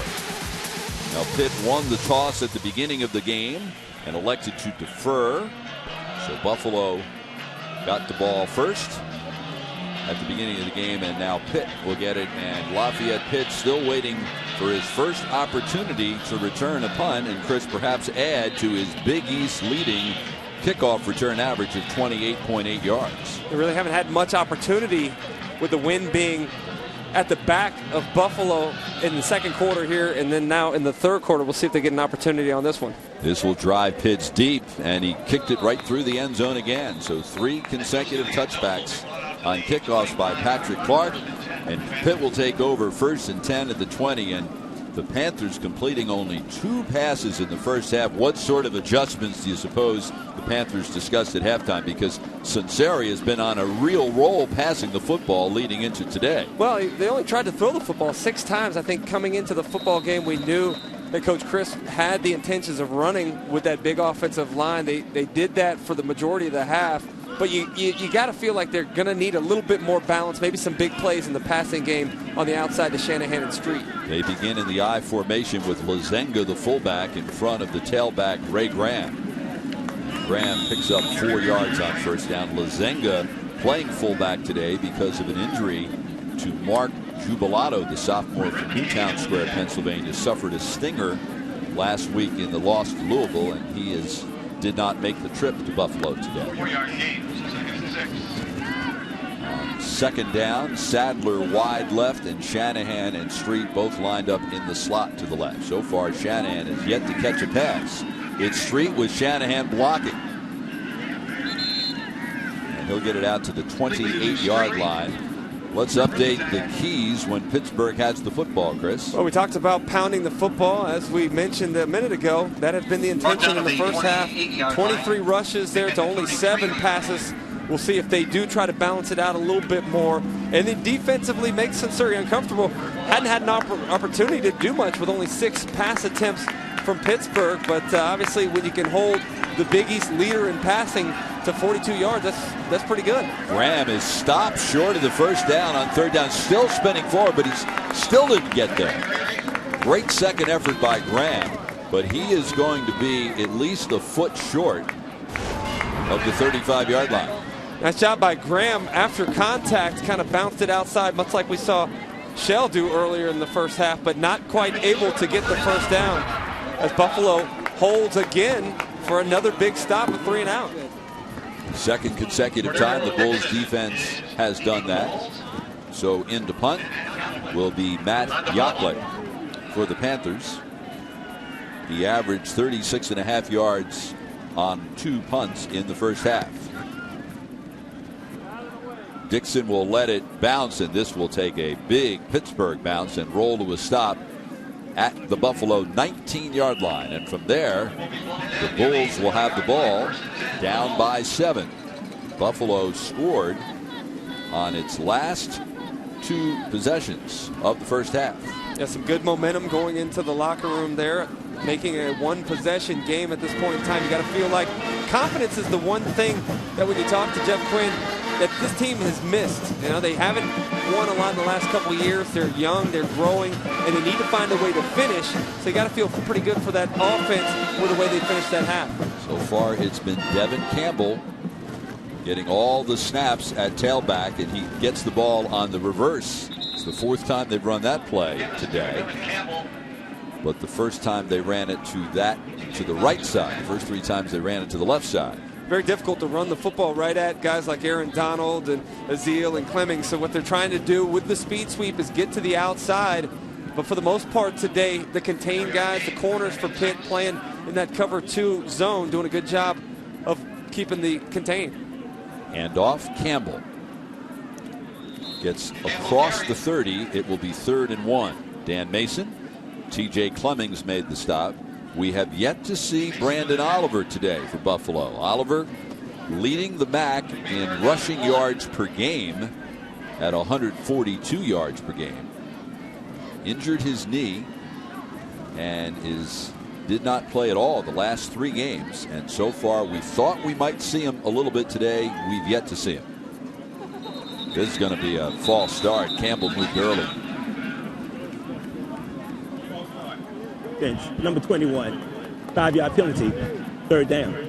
There are those mistakes that we talked about at the very beginning of the broadcast. Instead of 3rd and 1, now it's 3rd and 6 as you see Jeff Quinn shake his head. Yeah, Devin Campbell, the true freshman, obviously a little anxious to get the football in his hands. You don't see that a lot from running backs. Sometimes you see it from receivers and tight ends who are anxious into getting into the route when they know the ball's coming their way. But that time, Campbell got a little bit of a jump and now has backed him up into a 3rd and longer situation. Play signaled from the sideline by 3rd-string quarterback Tony Daniel. Pitt rushes 4. The design keeper by Zordich. We've seen that several times, but he'll be a good 1.5 yards short of the first down. Dan Mason made the stop. It's more difficult to pick up 3rd and 7 than it is on 3rd and 1. So a costly mistake by Campbell forces Buffalo to have to punt the football. And Tyler Grassman has had a tough day punting the football. His first 2 punts averaged 17.5 yards. His 3rd one was a 42-yarder as Todd Thomas limps off the field. Thomas, the young man who has recovered from his 2nd torn ACL surgery, and Shanahan finally touches the football, making a fair catch as the up man on the punt. Mike Shanahan is a big-time wide receiver. He's 3rd in the Big East in receptions, looking for his first catch today. This is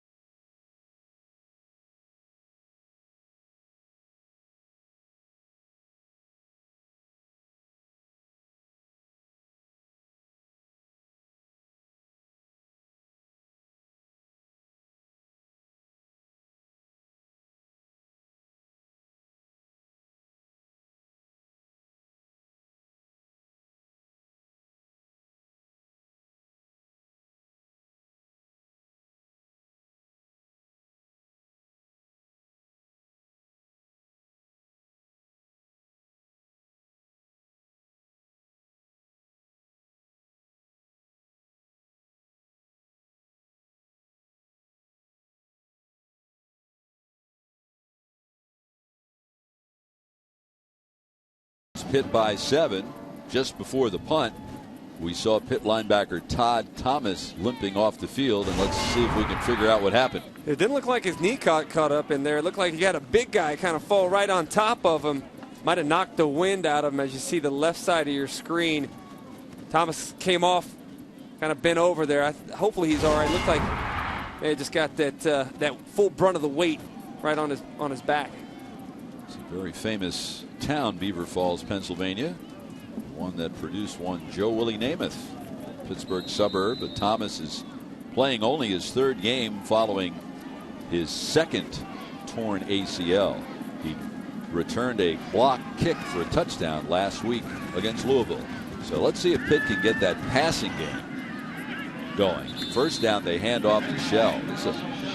Tino Sunseri is not only leads the Big East, he's 8th in the country in passing efficiency. He's 3rd in the Big East in passing yards. He's had a very successful season throwing the football.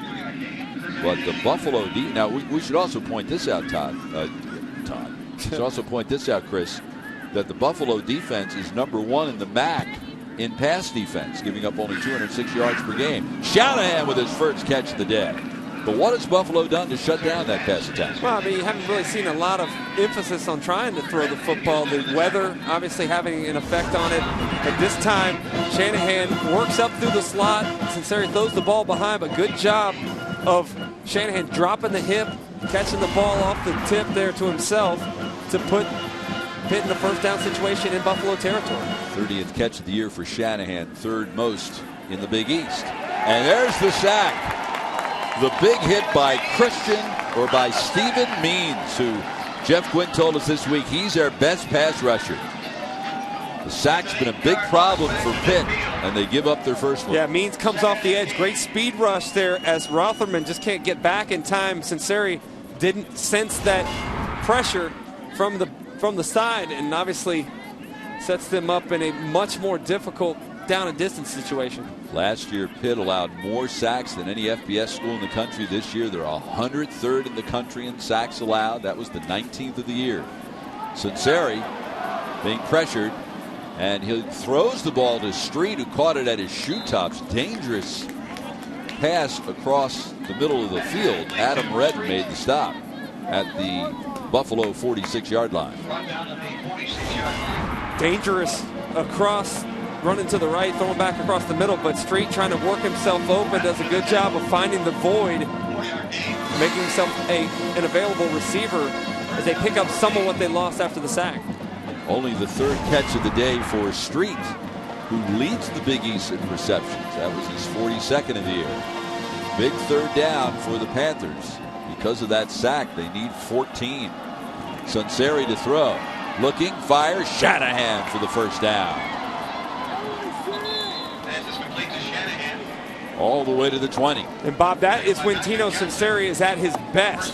We talked earlier about the need for Buffalo to put pressure on Sinceri. He's able to step up into the pocket, get his feet set, and fires the dig route to Shanahan for a first down. That is exactly what I've been looking for from Sinceri the entire game. They haven't really given him an opportunity, but that time able to step up and deliver a strike. 25-yard gain. 1st and 10 for the Panthers at the 21-yard line. Handoff, Shell. He's hit once. First man to hit him was Khalil Mack, who's on the watch list for the Lombardi and Nagurski Award. First team All-MAC performer a year ago when he was just a sophomore. Been impressed with the front seven for Buffalo today. They've done a good job, even though we mentioned they're outsized with that big offensive line. They've had a ton of times where they've caused some interruption in the backfield with penetration and made backs have to bounce it out before they're ready. Graham back in at the tailback spot. Sinceri looks right, throws to Joshua Brinson with his first catch of the day. And he'll be knocked out of bounds just shy of the first down mark. It looks like he needs perhaps a foot or a foot and a half. Much better balance here on this drive. I think Pitt's already thrown the football more on this drive than what they were able to do in the entire first half. So good job of keeping that Buffalo defense off balance. Panthers 3 for 9 on third down. They just converted a big one 3 plays ago on the 25-yard completion to Shanahan, who's now lined up in the slot to the top of your screen. Handoff, Graham stutter steps, gets the first down to the 8. Rapidly moving third quarter. We are already at the 7-minute mark. 1st and goal, Panthers. Good drive here by Pitt. Most consistent drive that we've seen of the day. As we mentioned, needing to mix it up a little bit has kept Buffalo off balance there and able to pick up a number of third down opportunities to keep the chains moving. Boy, the Panthers are so much better balanced on this drive, aren't they? Yeah, no doubt. 3 wide receivers to the right and 1 to the left. Handoff on the delay to Graham. Graham moving forward, and he's in. Never was knocked off his feet. Terrific run by Graham. It was just a slight delay on the draw. That time, Pitt spread everybody out. Buffalo decided to play coverage. They had 7 guys back in coverage, and then with the pass fake and the delay handoff, obviously allowed a lot of running room for the running back to score. For Ray Graham, his 5th rushing touchdown of the season. 6th touchdown overall. He also caught a TD pass. And in to attempt the extra point will be Harper. And it is good. So Pitt finally discovered the passing game. Although the drive ended with a touchdown run by Graham, and Pitt has opened up its largest lead of the day at 14.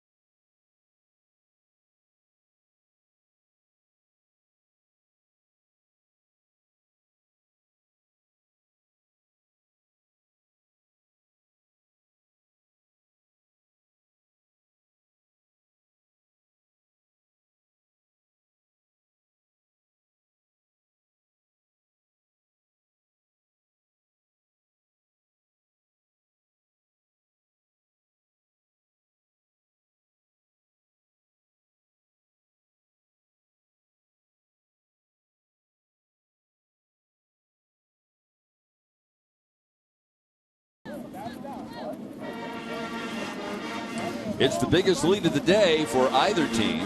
Very balanced drive for the Panthers. They ran it 4 times. They passed it 5 times. 58-yard drive.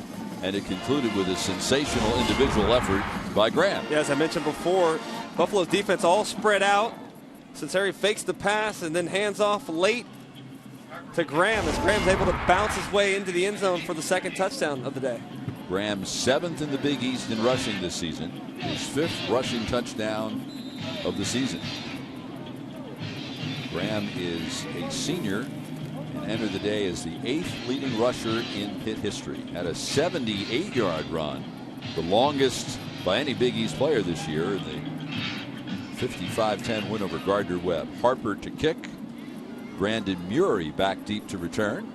And he'll finally get a chance from his own 5. And that was his most effective run back of the day. Gets it out to the 27-yard line. So, Chris, this Buffalo offense is hardly built to overcome 14-point deficits. Now the good news is there's all the time in the world to do it. Yeah, this is a must-have possession here because you kind of feel the game slipping away from Buffalo a little bit. Pittsburgh able to put together their best consistent offensive drive of the day. Buffalo needs to answer here and keep themselves from getting rolled out in the second half. Zordich out of the shotgun on first down. Fakes the handoff to Campbell. And throws across the middle to his tight end, Jimmy Gordon.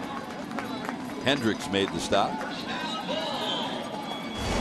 Take a look right here as they fake the zone read, pulls it down, and it's got the tight end wide open there. Nice catch by Jimmy Gordon. Good play call by Buffalo's offensive coordinator, Alex Wood. The former head coach at James Madison University. Zordich to throw, and he'll take off with the football. Finally run down from behind by Brian Murphy, but not before he picked up 8 yards.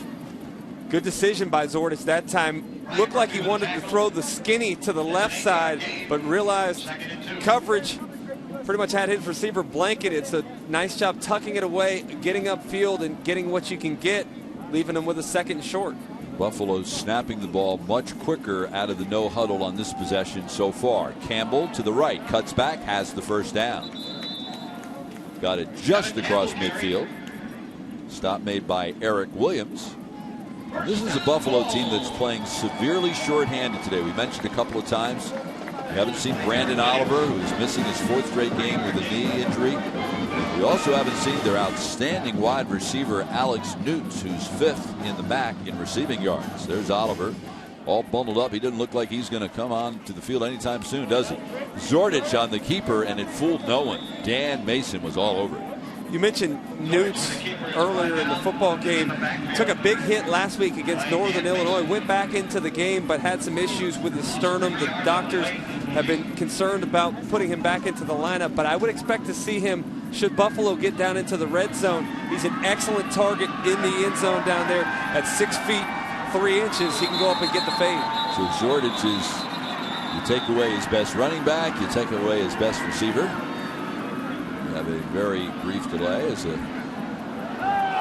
couple of young men decided to run across the field. And of course we won't show it, but we can tell you that we saw one of Buffalo's finest make one of the outstanding open field tackles you'll ever want to see. That was the best tackle of the day. Nice form tackle, dropped his hips, exploded. It was a fabulous tackle. Yeah. Now we're ready to go. Zordich scrambles and he's dragged. No, he got away from Aaron Donald. How in the world did he do that? Then he throws and it's broken up by Holland. Intended for the tight end Gordon, but how in the world did Zordich avoid the Aaron Donald sack attempt? How disruptive is Aaron Donald as well? How many times have we seen pressure on Zordich today from Donald? But good job by Zordich, who's 6'3", 220 pounds, of breaking that tackle and at least being able to throw the football away, not losing yards on another sack. Jeff Quinn says of his quarterback, he's conscientious, he's a good leader, and a great competitor. We've seen several examples of that today. 3rd down, and they need 12. And Zordich doesn't like what he sees from that Pitt defense, so he will use the Bulls' first timeout. And we will step aside. Buffalo on homecoming day, down 14. Desperately needs some points in this possession. This season.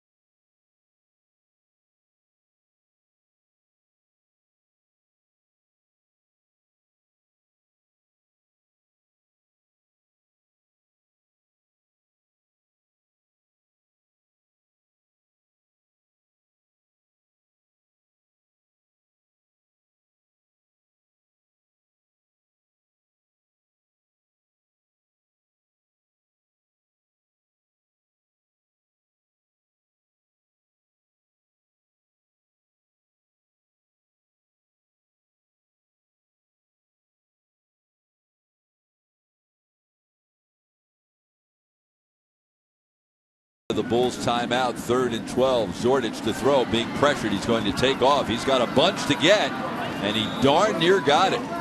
He got close enough so that the Bulls will no doubt go for it on 4th down. That's been the most effective play for Buffalo's offense today. Is Zordich tucking the ball under his arm and taking off. We saw it right before halftime, setting them up for a field goal. Now setting them for an opportunity to convert on 4th down. They're 2 for 2 on 4th down. They bring in Rashad Jean as the fullback, and they line up in the I. Quick snap, handoff Campbell, 1st down. Aaron Donald made the stop. So again, Zordich's ability to run, his escapability, it salvaged the field goal and 3 points out of the last drive of the first half, and it kept this drive alive. Very difficult to account for him. Obviously, in a passing situation, you got guys dropping back to cover the receivers and allows lanes to be open up for Zordich, and he's taking advantage of it today. Zordich looks right, nothing there, and he'll take off with the ball. Another big gain up the middle, picked up 9 more yards. Hendricks made the stop. That time it looked like a called quarterback run.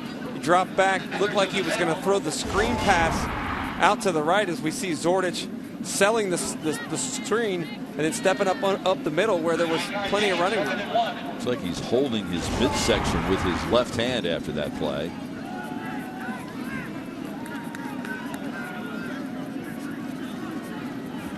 Still 13 seconds left in the play clock. Campbell, the lone setback behind him.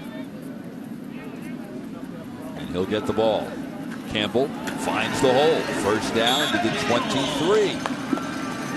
Good block by the left tackle, number 50, Andre Davis. Talked about Campbell earlier in the game here, a guy that's a true freshman, just like Shell is. Campbell, a little bit different style player. Didn't play very well last week, as you see Campbell bouncing it to the outside. Disappointed the way that he played against Northern Illinois, but Coach Quinn talks about his maturity and taking blame for some of the mistakes they had and really coming back and working hard this week in practice. He looks like he's really improved himself from that poor performance last week. Zordich to throw. He'll scramble again.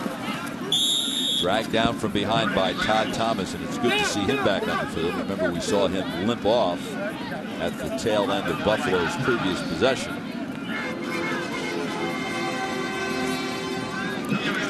Buffalo needs a touchdown on this drive. So far, their production has been limited to a couple of late 2nd quarter field goals, but down by 14, 2 minutes to go in the 3rd. They really need to get into the end zone in this possession.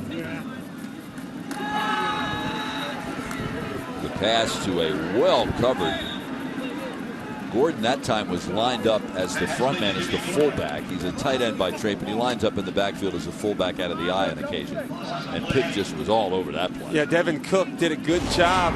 Take a look here on the left side of your screen. They try to fake the run to the right. Zordich comes back. And Devin Cook right at home to stuff that one in the backfield. So it'll bring up another 3rd and long. Last time we saw Zordich pick up 11 yards. He needed 12. And then they converted on 4th down. This time Zordich hit as he throws, and it's well short. Donald was in on the hit, along with number 40, Dan Mason. Take a look at Donald here, coming from the side, absolutely gets sandwiched with Mason as pressure put on the quarterback quickly and forced an errant throw. So Clark will be in to attempt a field goal. This will be a 43-yard attempt. He made a 41-yarder with 12 seconds to go in the first half. His longest of the season is a 44-yarder.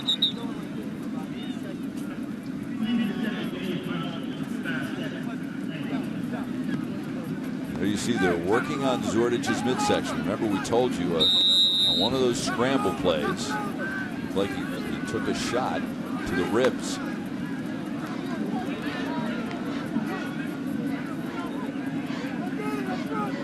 Marcus McGill will snap. Tony Daniel will hold. It's a bad snap, and Daniel will have to ad-lib, and he just throws the ball. And so a disaster on fourth down. K'Wan Williams applied the pressure, but it all started with a high snap from Marcus McGill. So the sack took away the touchdown opportunity, and the high snap took away the field goal.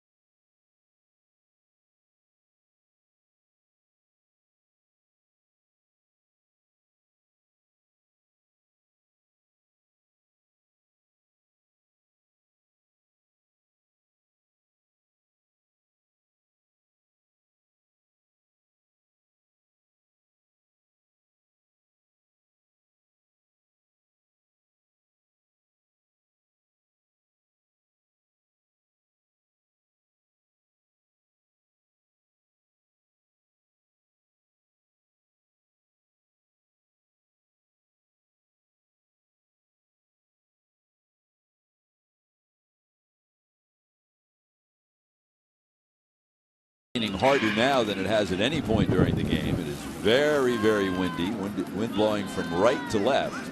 How's this going to impact play selection? Well, I would expect Pitt to try to go back to running the football a little bit more like they did in the first half.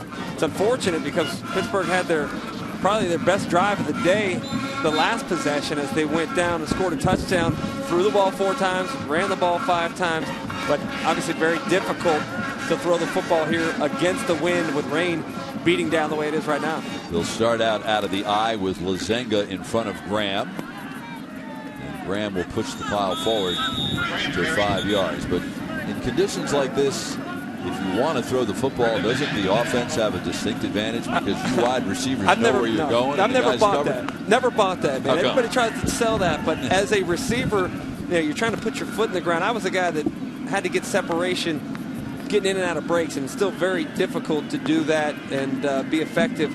But I obviously trying to catch the football even more difficult in the weather like this. You wide receivers are so soft. Prima donnas, right?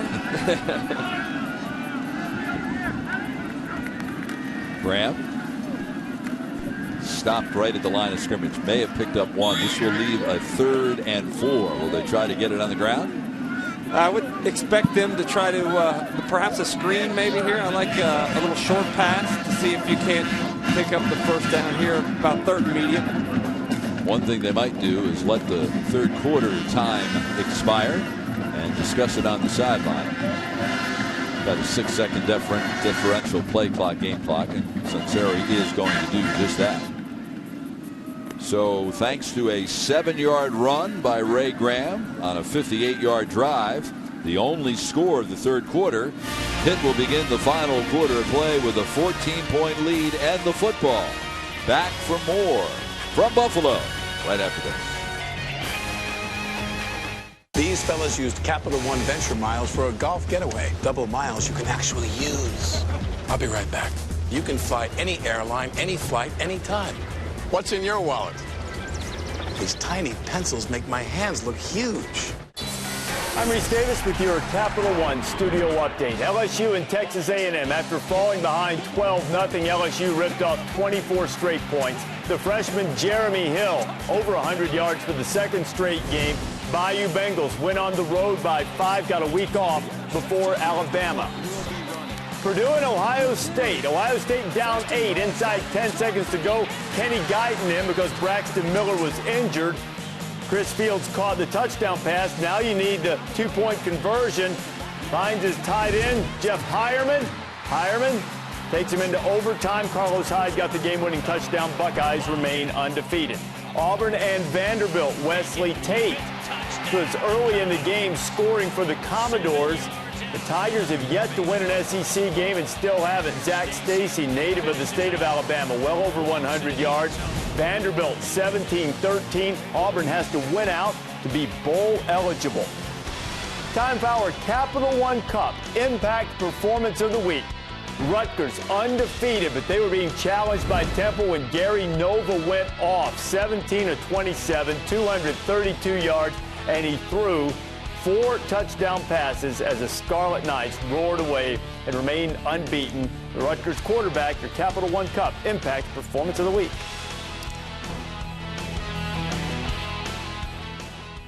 Turnovers, really not much that we've seen from their offense. Any signs of life here for South Carolina? Well, if you consider a block extra point and a run for 2 as life, I guess that's really about it. As a matter of fact, Steve Spurrier maybe hitting the panic button a little bit. Connor Shaw, his starter, benched to start the second half. He brings in Dylan Thompson, who has had moments. Time to rumble now. Time to rumble now. Time to rumble now. Come on.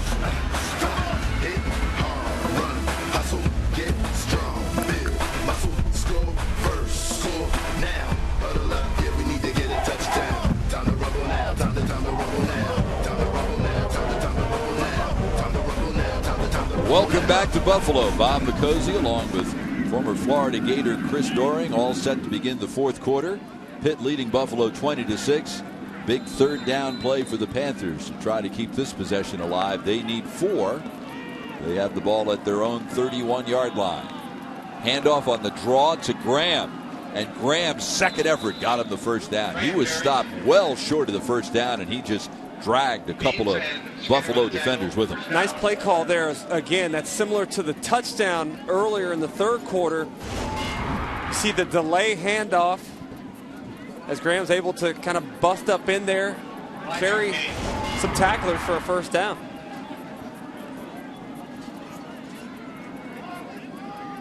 One wide receiver to each side and the I formation on first down. Sunseri wants to throw, and he hits Street at midfield for the first down. So the weather's not deterring Sunseri from throwing the football. Again, you see Street caught one of these earlier in the ball game, but was negated by a penalty.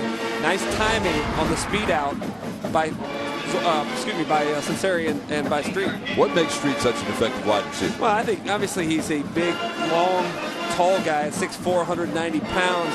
But I think the thing that I like about him is his athleticism. He catches the football with his hands and does an outstanding job of blocking in the run game as well.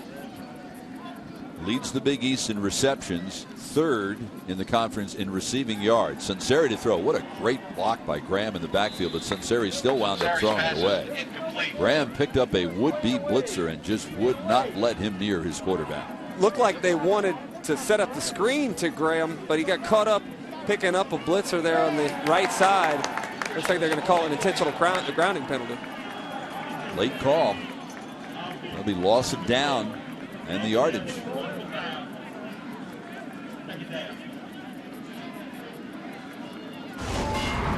Take a look at the right side of your screen here as Graham gets caught up and held actually by Means. He was trying to bluff the block, and then Sunseri throws the ball into the ground, and the referee's opinion, not a valid attempt to throw to a receiver. Is eligible in the area. Therefore, there's no foul for intentional grounding. Second down for the previous spot. So they changed their mind a second time. Wow, that's a huge call right there as well. You're talking about loss of down and yardage back around the 40-yard line. Take a look at the right side there as Graham and number 86, J.P. Holtz kind of in the area. That happens a lot on screen passes where they're covered. The quarterbacks throw the football into the ground at the feet of one of their receivers. There was a decent amount of space between those receivers and where the ball landed, but I don't think it was intentional grounding. Well, plus there really wasn't much real estate between the quarterback and where the ball landed to begin with. Yeah. So the law of average would suggest that there was at least one potential receiver in that limited real estate.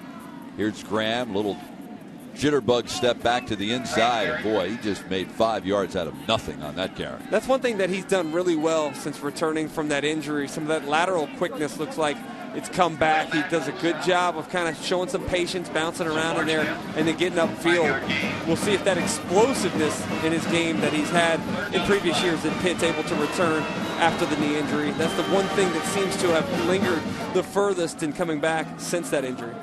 Pitt's carried the ball 33 times today. They had a Big East season high 55 rushing attempts in the win over Virginia Tech back in week 3.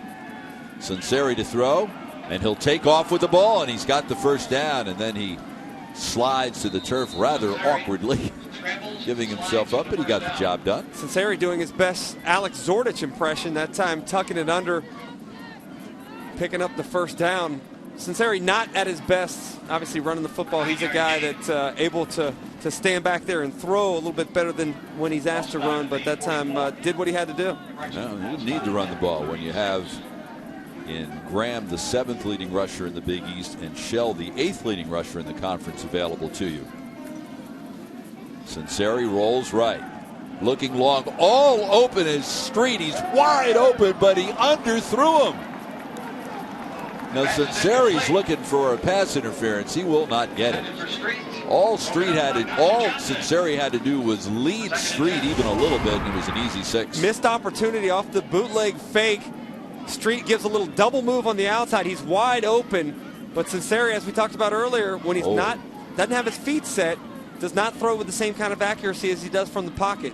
You saw the little out cut fake by Street, able to sell Johnson that he's going to the out, and then Street wide open. Another missed opportunity by a Pittsburgh offense that had left a lot of points out there this season. Do you think that was pass interference? I thought it could have been. Never turned around and looked at the ball. I thought it could have been pass interference. The defender didn't make a very good attempt timeout, to play the football. Pittsburgh, their first charge, timeout. So Pitt gets the timeout right before the ball is snapped. First timeout of the second half for Paul Chris. But they really missed an opportunity to get a touchdown on that previous play. Yeah, this is the time in the game, Bob, that I think Buffalo's got to improve. They've been in a lot of close games earlier in the season, played a tremendous game against Ohio U, and obviously we know that Ohio is now ranked in the top 25, but they have not been able to finish football games, and that's the one thing that Coach Quinn says these guys got to learn how to do. They got to gain the confidence to know that when they're in the fourth quarter, they can compete with anybody. Obviously a tough task playing a Big East opponent like Pittsburgh. First head coaching job for Paul Chryst. There's the record, what has happened in the wins and what has happened in the losses. And we chatted with Coach Chryst this week, and we said, you've been an assistant forever, but there's nothing quite like being the head job. What have you learned so far during your 6 games as a head coach? And he told us, I'm constantly taking inventory on how we do things. I try to learn each day how to get better. And I'll tell you what, if I'm not learning, then I'm blowing a heck of an opportunity. Well, I think that's the thing that's most impressive about Coach Chryst when we talk to him is that he's open to doing things a different way. If the way that he's doing them right now isn't the best, he's open to try some other things. And these guys are still feeling one another out. 2 kind of mind-numbing losses early in the season, I think, was part of that acclimation period. But now the players seem to be buying into Chryst and know that he's here for the long term, not like some of these more recent coaches. Out of the timeout, Chryst throwing to Sadler, overthrew him on the far side. Pass intended for Sadler is incomplete. And the one thing that the Panthers need is stability at the head coaching position. Take a look at this. The picture of stability in the NFL is the Pittsburgh Steelers. Chuck Noll, Bill Cowher, between them 38 years. Mike Tomlin looks like he's not going anywhere anytime soon. He's had a great run, has already won a Super Bowl. But in the last 22 months, look at the number of Pitt coaches. Now, that includes 2 coaches who were interim head coaches for bowl games. but 6 different head coaches. Tino Sinceri, when he wakes up in the morning, has to probably ask himself now, who's my head coach? Who's my offensive coordinator? That's the most difficult thing. You mentioned the offensive coordinator. He's had 4 different real offensive coordinators over the last couple years. Even though this is his 33rd start at quarterback for Pitt, it's that inconsistencies of the type of offense that he's running and what those coordinators ask him to do. So as the season progresses, Sinceri's been able to put together some better games because of the consistency, as you see the 4 offensive coordinators he's had over the last couple years. 2 summers ago, Pitt hired Todd Graham as their head coach. He left after 1 year to go to Arizona State. So on 4th down, the Panthers are going to go for it. Remember, Buffalo, we'll use a timeout here. Buffalo's opponents have converted 9 out of 12 times on 4th down this year, including the only time today. And Buffalo wants to talk it over before Pitt snaps it on 4th down. We'll step aside.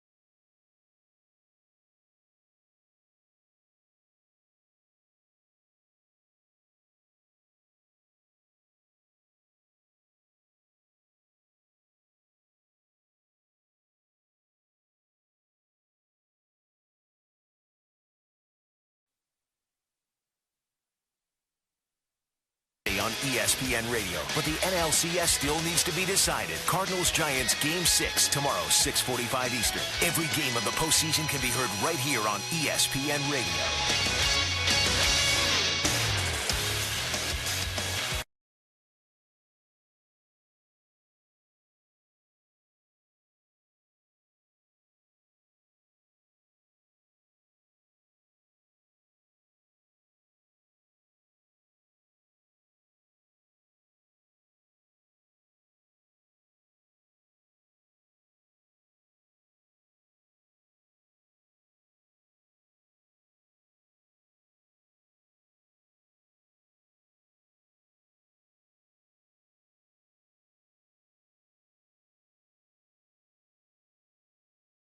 From kickoff, and this place is live. Trevor Matich, Brad Edwards, and Ryan Russillo. We're going to pick on Kansas State's visit to Morgantown. Awesome crowd. You guys have been terrific. The weather's been terrible. It's been freezing, coldest show of the season so far. No question about that. And these guys have been strong since about 7 or 8 a.m. So still a pick on this game. We'll finish the midday games with you and picks for all the late game action as well. Our guest from just a conversation yesterday has seen USC, Stanford, Texas, Kansas State, Oklahoma, and West Virginia all play this season. Charles Davis has the call of this game tonight for Fox. We asked him, conversation Brad Edwards and I had with him, how West Virginia stacks up against the rest of these teams. Charles, you've called a lot of great games already. We'll get to West Virginia and K-State here in a second because we're all here for this one. But of all the teams you've seen played, who's impressed you the most? Oh, boy. Well, I'm going to start with a team I haven't seen in person, and that's Oregon. You know, I've seen them on tape and on TV a couple of times, and what I like about them is obviously the offense is predominant there, but that's a defense to me that is really imposing its will on teams now. They'll strike you, they'll take the ball away, and I think a big example was the Thursday night game against Arizona State. The reason that game went whoosh wasn't just because of the offense, it's because the defense put the offense in really terrific positions to score. So they've impressed me as people. Well, based on what you've seen from the SEC so far, actually, let me keep it to Alabama. Statistically, especially on defense, they're dominating just like they did last year. There's a part of you that says there's no way they could be as good as they were last year. What's your take on them? But that's a great point, because in my mind, I'm thinking, how can you be as great as you were last year? I do a lot of work with the draft, and you guys cover it pretty darn well, too. If you're sitting there and all of us are sitting around a room and we say, you know, if a team has 5 guys sitting in the green room in New York in April on defense, can they be as good the very next year? And I think we'd all look at each other and agree, no, there's just no way. And 4 of them went in the first round, and the one that didn't go in the first round went to a perfect situation, went to the Baltimore. Zordich looks, throws across the middle, hit Hughes. Zordich was knocked down after the play, and Donald's going to be called for roughing the passer.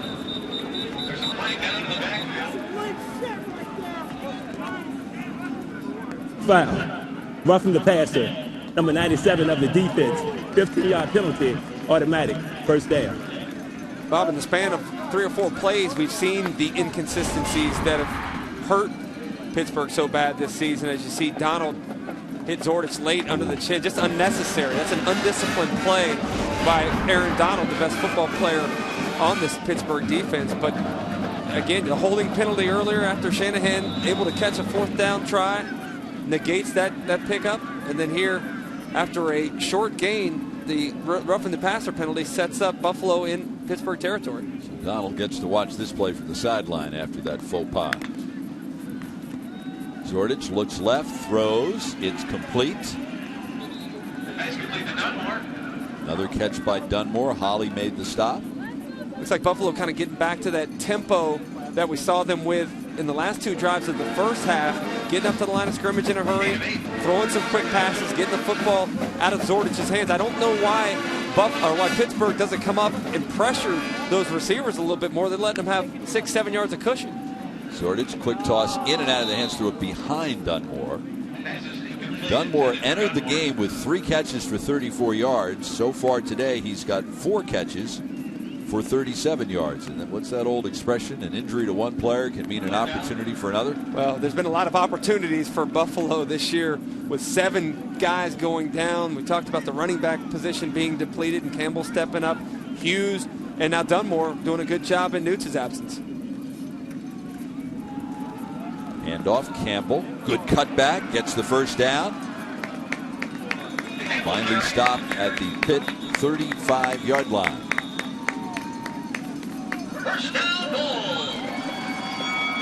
So Campbell's been forced to be the workhorse today. As Brandon Oliver leads the Mid-American Conference in rushing yards per game, sitting out his 4th consecutive game with a knee injury. Those are tough shoes to fill. We talk about the exploits of Brandon Oliver, but Campbell done a good job here in his absence the last couple weeks. Campbell will get the handoff again on first down. He bumped into his tight end, Gordon. Bounced off him and picked up 7 yards. The strength of this Buffalo team is their offensive line, and they've been able to do a good job of opening some holes today for the running game. Made Campbell's job a lot easier. That's what Coach Quinn talked to us about. The reason he was able to rush for over 100 yards against Ohio was that offensive line playing perhaps their best game of the season. Yeah. Today we've seen them doing a pretty good job against the front 4 for Pittsburgh. That's pretty dang good.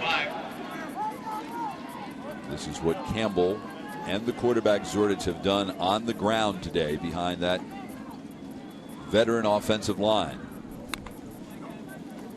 On first down, Zordich to throw. Looking long, wants it all in the end zone and overthrew Dunmore. Good coverage again by K'Wan Williams, who has played a terrific game at that right corner spot. Buffalo hadn't tried to throw the ball downfield much today, but Good coverage in both opportunities there. K'Wan Williams has done a good job of pressing the wide receiver to the sideline and not allowing Zordich much room to drop the football in. Pitt's secondary coach, by the way, Matt House, was the defensive backs coach here at Buffalo in 2006 and 2007. And I'm sure when they look at the film this week, Williams is going to receive high grades. Here comes Pitt on the blitz.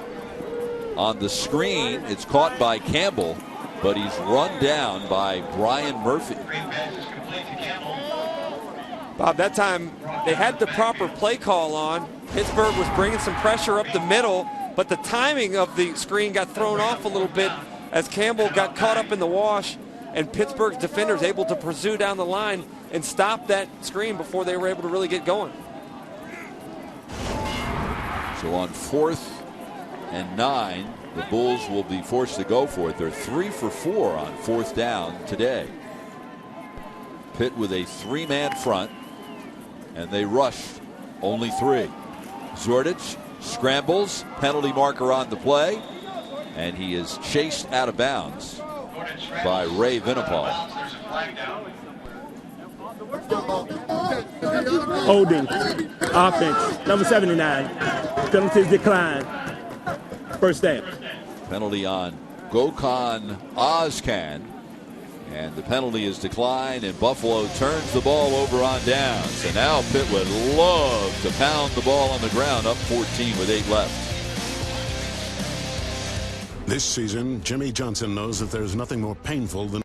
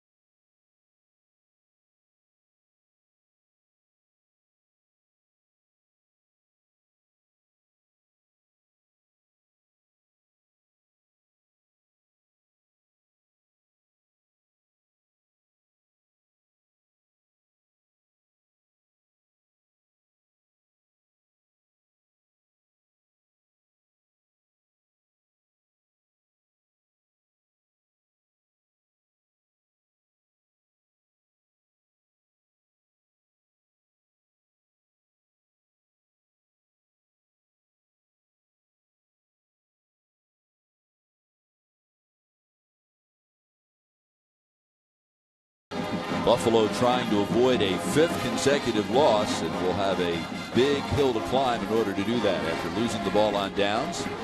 Meanwhile, Paul Christ's Panthers are trying to avoid the first 2-5 start at Pitt since 2001, also looking for their first road win of the season. They're 0-2 with losses at Cincinnati and Syracuse. On first down, Graham is upended.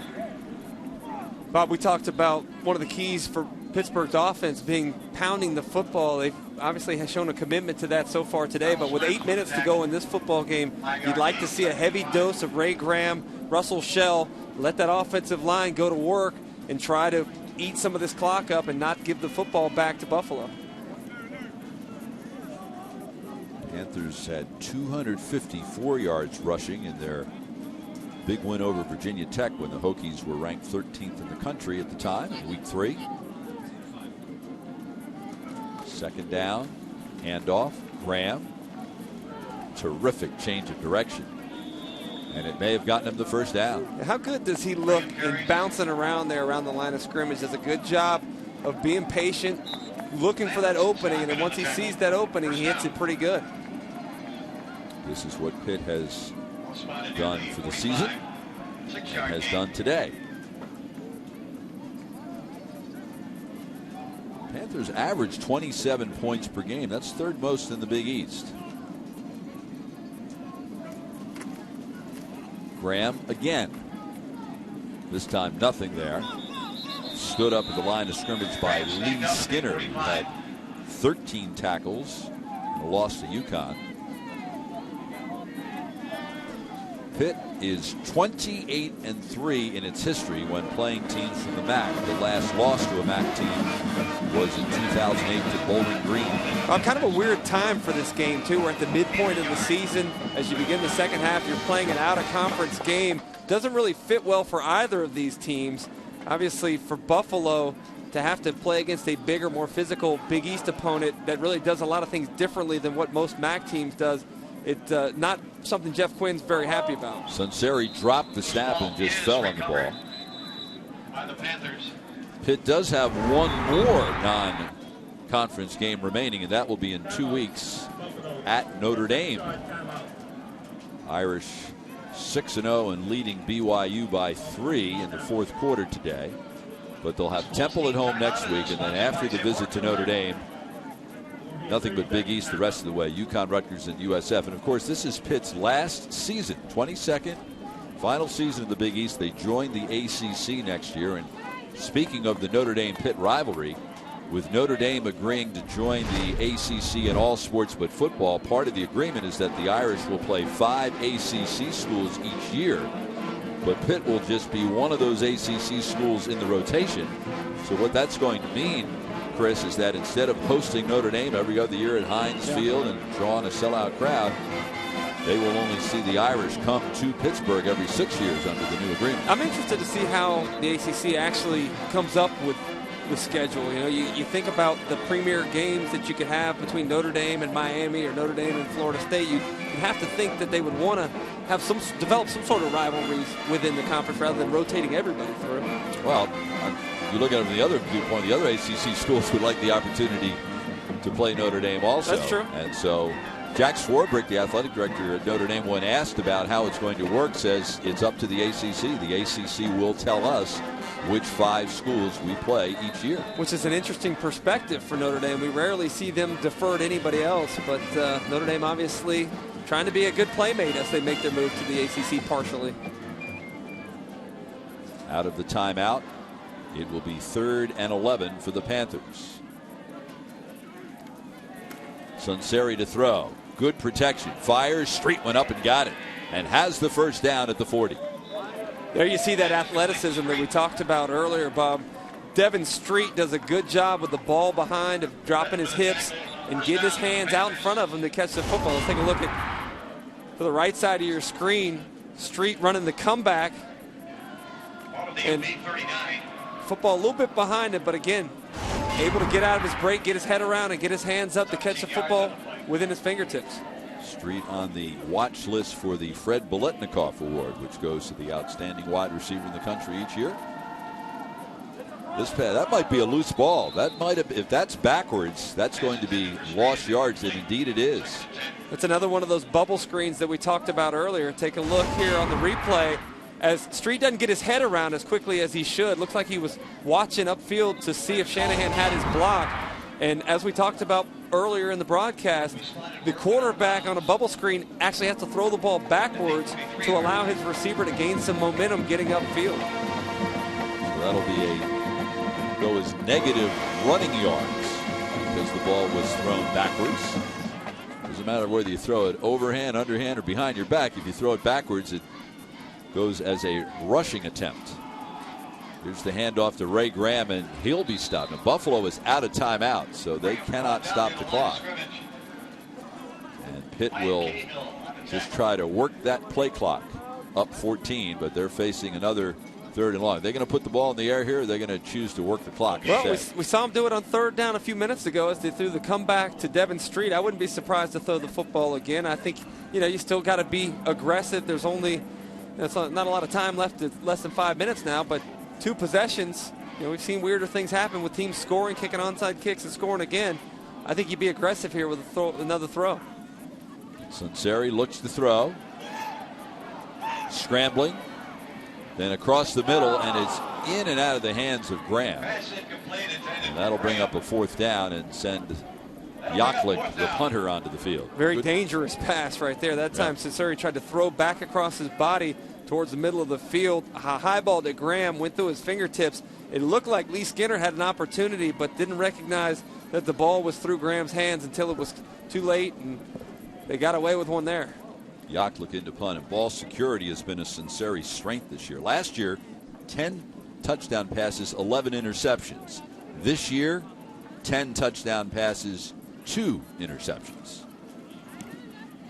Beautiful punt by Yaklik. Dixon will let it go over his head, but it will sail into the end zone for a touchback with 4:31 remaining. So the Bulls, their strength is not the passing game. They'll have to put the ball in the air, though, down 14 with 4.5 left.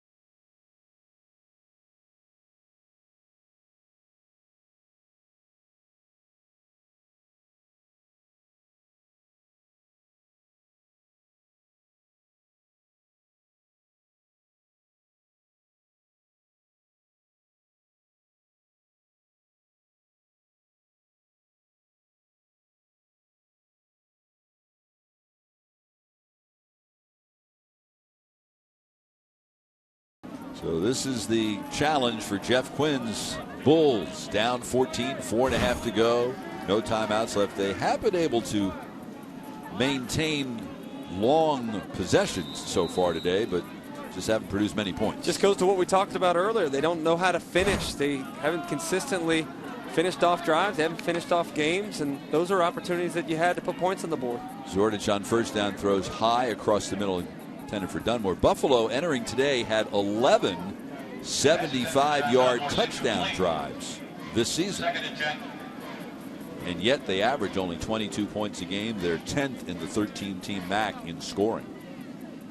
This is not their strength either here, having to come from 14 down, throwing the football. We've seen Licata in that role a lot in must-throw situations, but right now Quinn going with Zordich.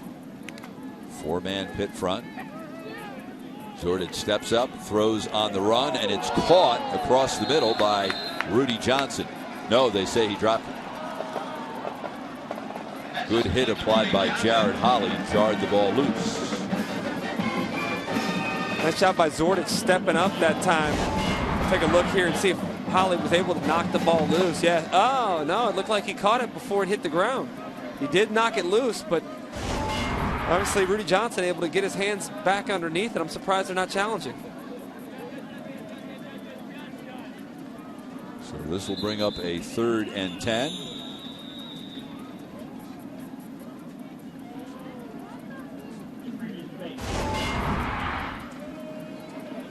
Good job by Holly getting his head across, delivering a blow. You see Rudy Johnson bobble it right there, but get his hand underneath it, apparently before it hit the ball. I mean, before the ball hit the ground. I think this is going to be reversed. Imagine how many more receptions you would have had. Hey, I can think of one right now. back. I know. I have one in my head right now that they called back that was a touchdown because they said I was out of bounds.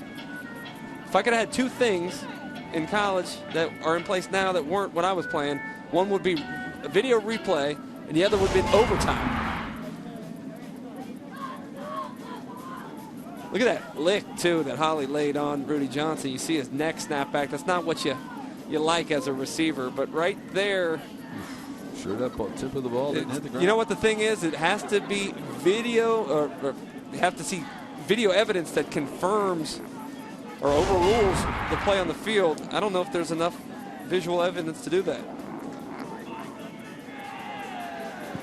Buffalo over the years, 1-18 against Big East teams. The lone win over Rutgers in 2002, and that was the only time in the history of the Buffalo football program that the Bulls have a win over a school from a BCS automatic qualifying conference. This is Buffalo's 20th year this time around as a Division I program. It actually shut the program down, brought it back. It's a Division II program that made the upgrade in 1993 to an FBS school. Looks like they're going to make it a catch, huh? Looks like they're going to make it a catch. They're overruling it. They were checking out to see where the clock should be as well and where the ball is spotted. But Buffalo. After further review, the ruling is a completed pass, 1st and 10 from the 38-yard line. The clock will start on my signal. Buffalo does a good job of lining up to get ready to snap the ball. So as soon as they get the ready to play signal, the clock will move and Buffalo will snap the ball right away. They need to preserve every second. Zordich looks left, incomplete, intended for Dunmore.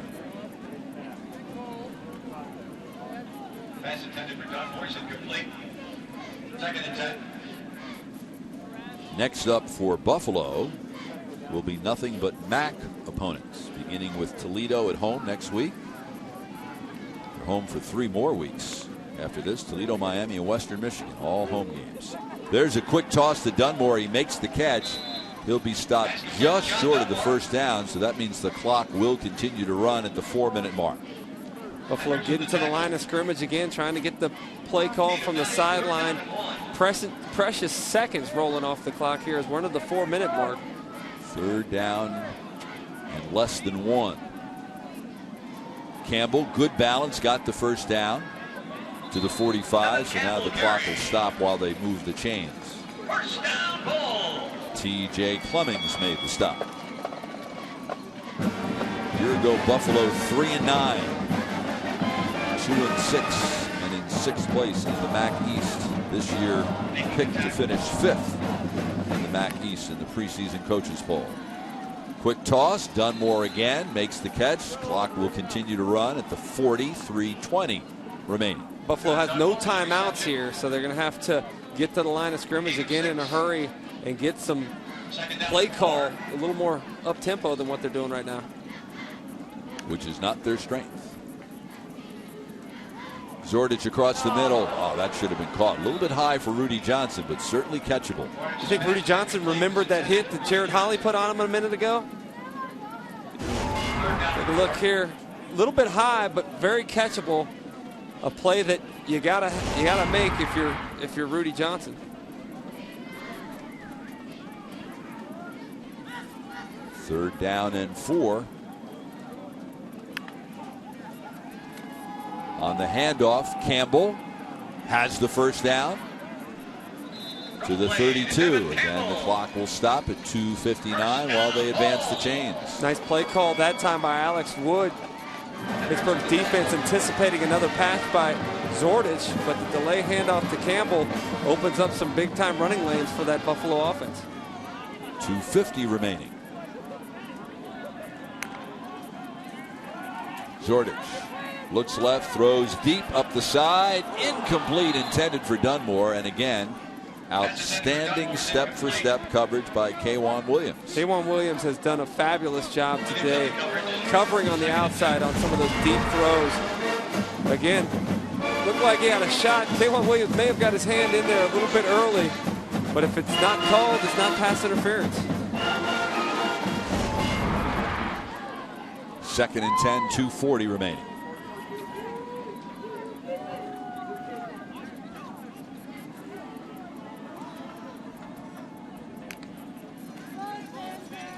Zordich, here comes Hendricks on the blitz. He got away from it, and instead on the screen hits Campbell.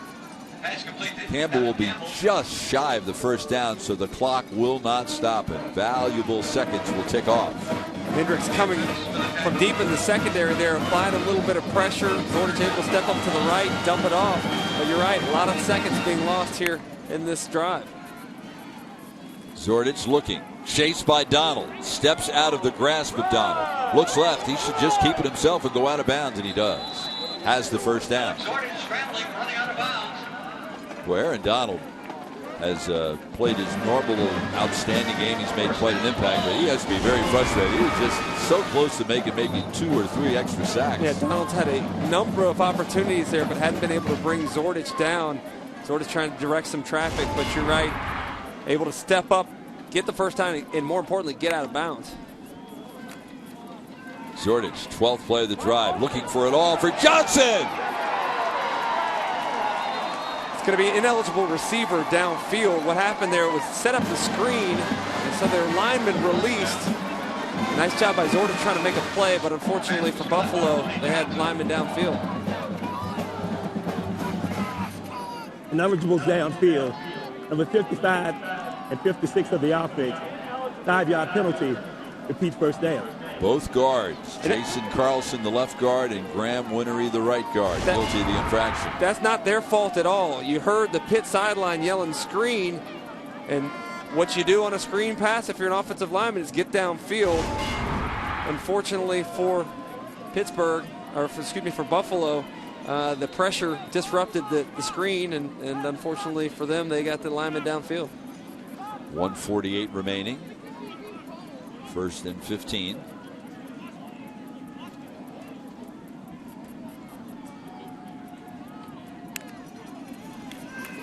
Zordich looks right, throws, and he hits that. That's just a clock eater. Only picked up 5 yards, didn't get out of bounds. Nice shot by Pitts to come up, make a secure tackle there, keep the ball carrier in bounds, and as you mentioned, that clock continues to tick as they get down right around the 20-yard line. 1:25 remaining. Buffalo trying to get into the end zone and preserve as much time as possible. If they score, they obviously will need to onside kick, try to get the ball back. First, they have to score. Here comes Pittsburgh on the blitz. Zordich looks, throws into the end zone, incomplete. It was intended for Dixon. Lafayette Pitts was right with him. Todd Thomas applied the pressure on the quarterback. Little contact over there in that side of the end zone, but the ball was uncatchable, so therefore no call. 3rd down and 11 with 1:06 remaining. Buffalo needs to score to give itself a chance.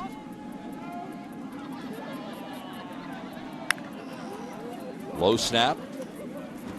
Zordich is going to keep it himself. He breaks a couple of tackles, and he gets the first down to stop the clock. What a great effort by Zordich. How many times have we seen Zordich today under duress in the backfield? Pitt defenders all over him, but able to shake free.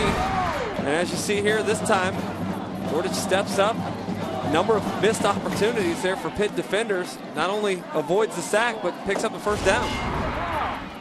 Well, Gordon, the tight end, thought he was supposed to come onto the field. It nearly was a disaster and an illegal substitution. He made a U-turn and managed to get off.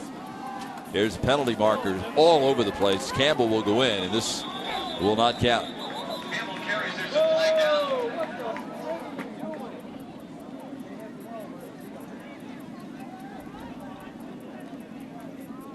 Illegal substitution. Offense number 81. We also have illegal formation offense, 5 players in the backfield. That penalty would be accepted. 5-yard penalty, repeat first down. Wow. Other than that, Mrs. Lincoln, how did you enjoy the play? Another example of a missed opportunity here, as Buffalo tends to self-destruct when they have an opportunity. So clearly Bennett, or Gordon rather, by coming onto the field, created the illegal substitution. It wouldn't have mattered because they had not enough men were lined up on the line of scrimmage anyway. Zordich looking long in the end zone, and it's broken up by Eric Williams. Intended for Hughes. Zordich just put a little bit too much air underneath it, and it gave Williams a chance to catch up to the ball. Buffalo had the matchup they wanted. They had a linebacker covering Hughes there, but nice job by Eric Williams catching up and able to get a hand in there, as a little too much air put into that throw by Zordich. Pretty good athleticism demonstrated there by the 6'3", 215-pound linebacker Williams. Meanwhile, only 27 seconds left.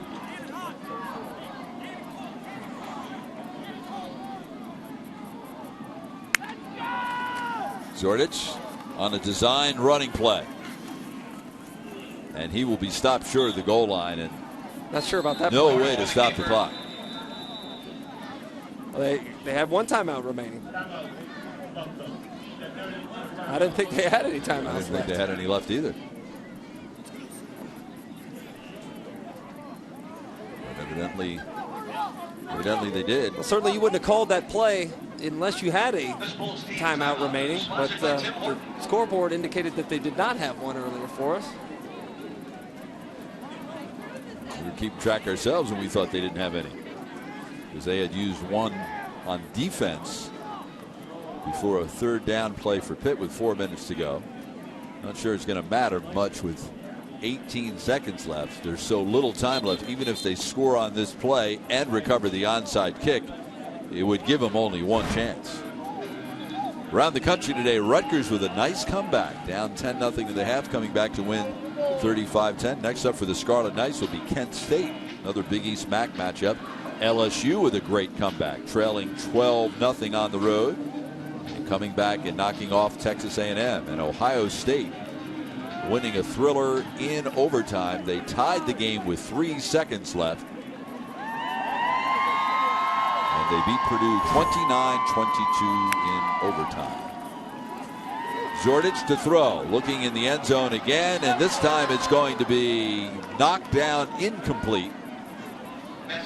Again, it's Eric Williams. Boy, what a great job he's done in pass coverage for a linebacker on this possession, huh? Yeah, don't know why they got him matched up. Actually, I guess I do know why they got him matched up. He's done a great job of covering and back-to-back corner attempt passes by Zordich, but that time a little bit too much air put under it again, and Williams able to make another play. 12 seconds left, and it's 4th down.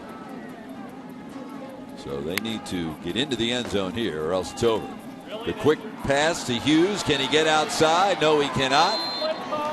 He's tackled on the play by Dan Mason, and that'll do it. So Pitt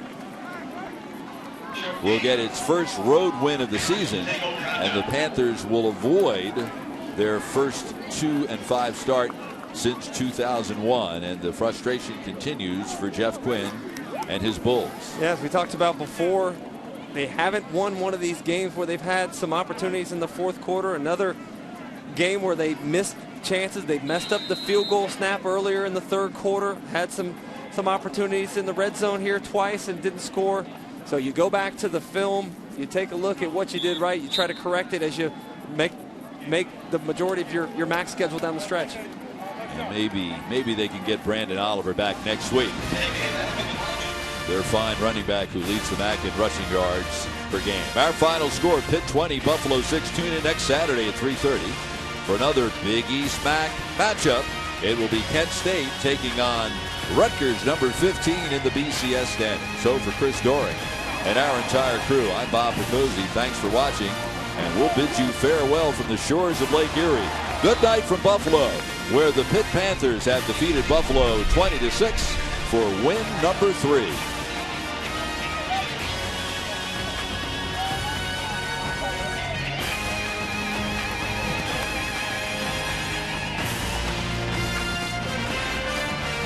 I got you. Yeah, I wish I could tell you. Yeah.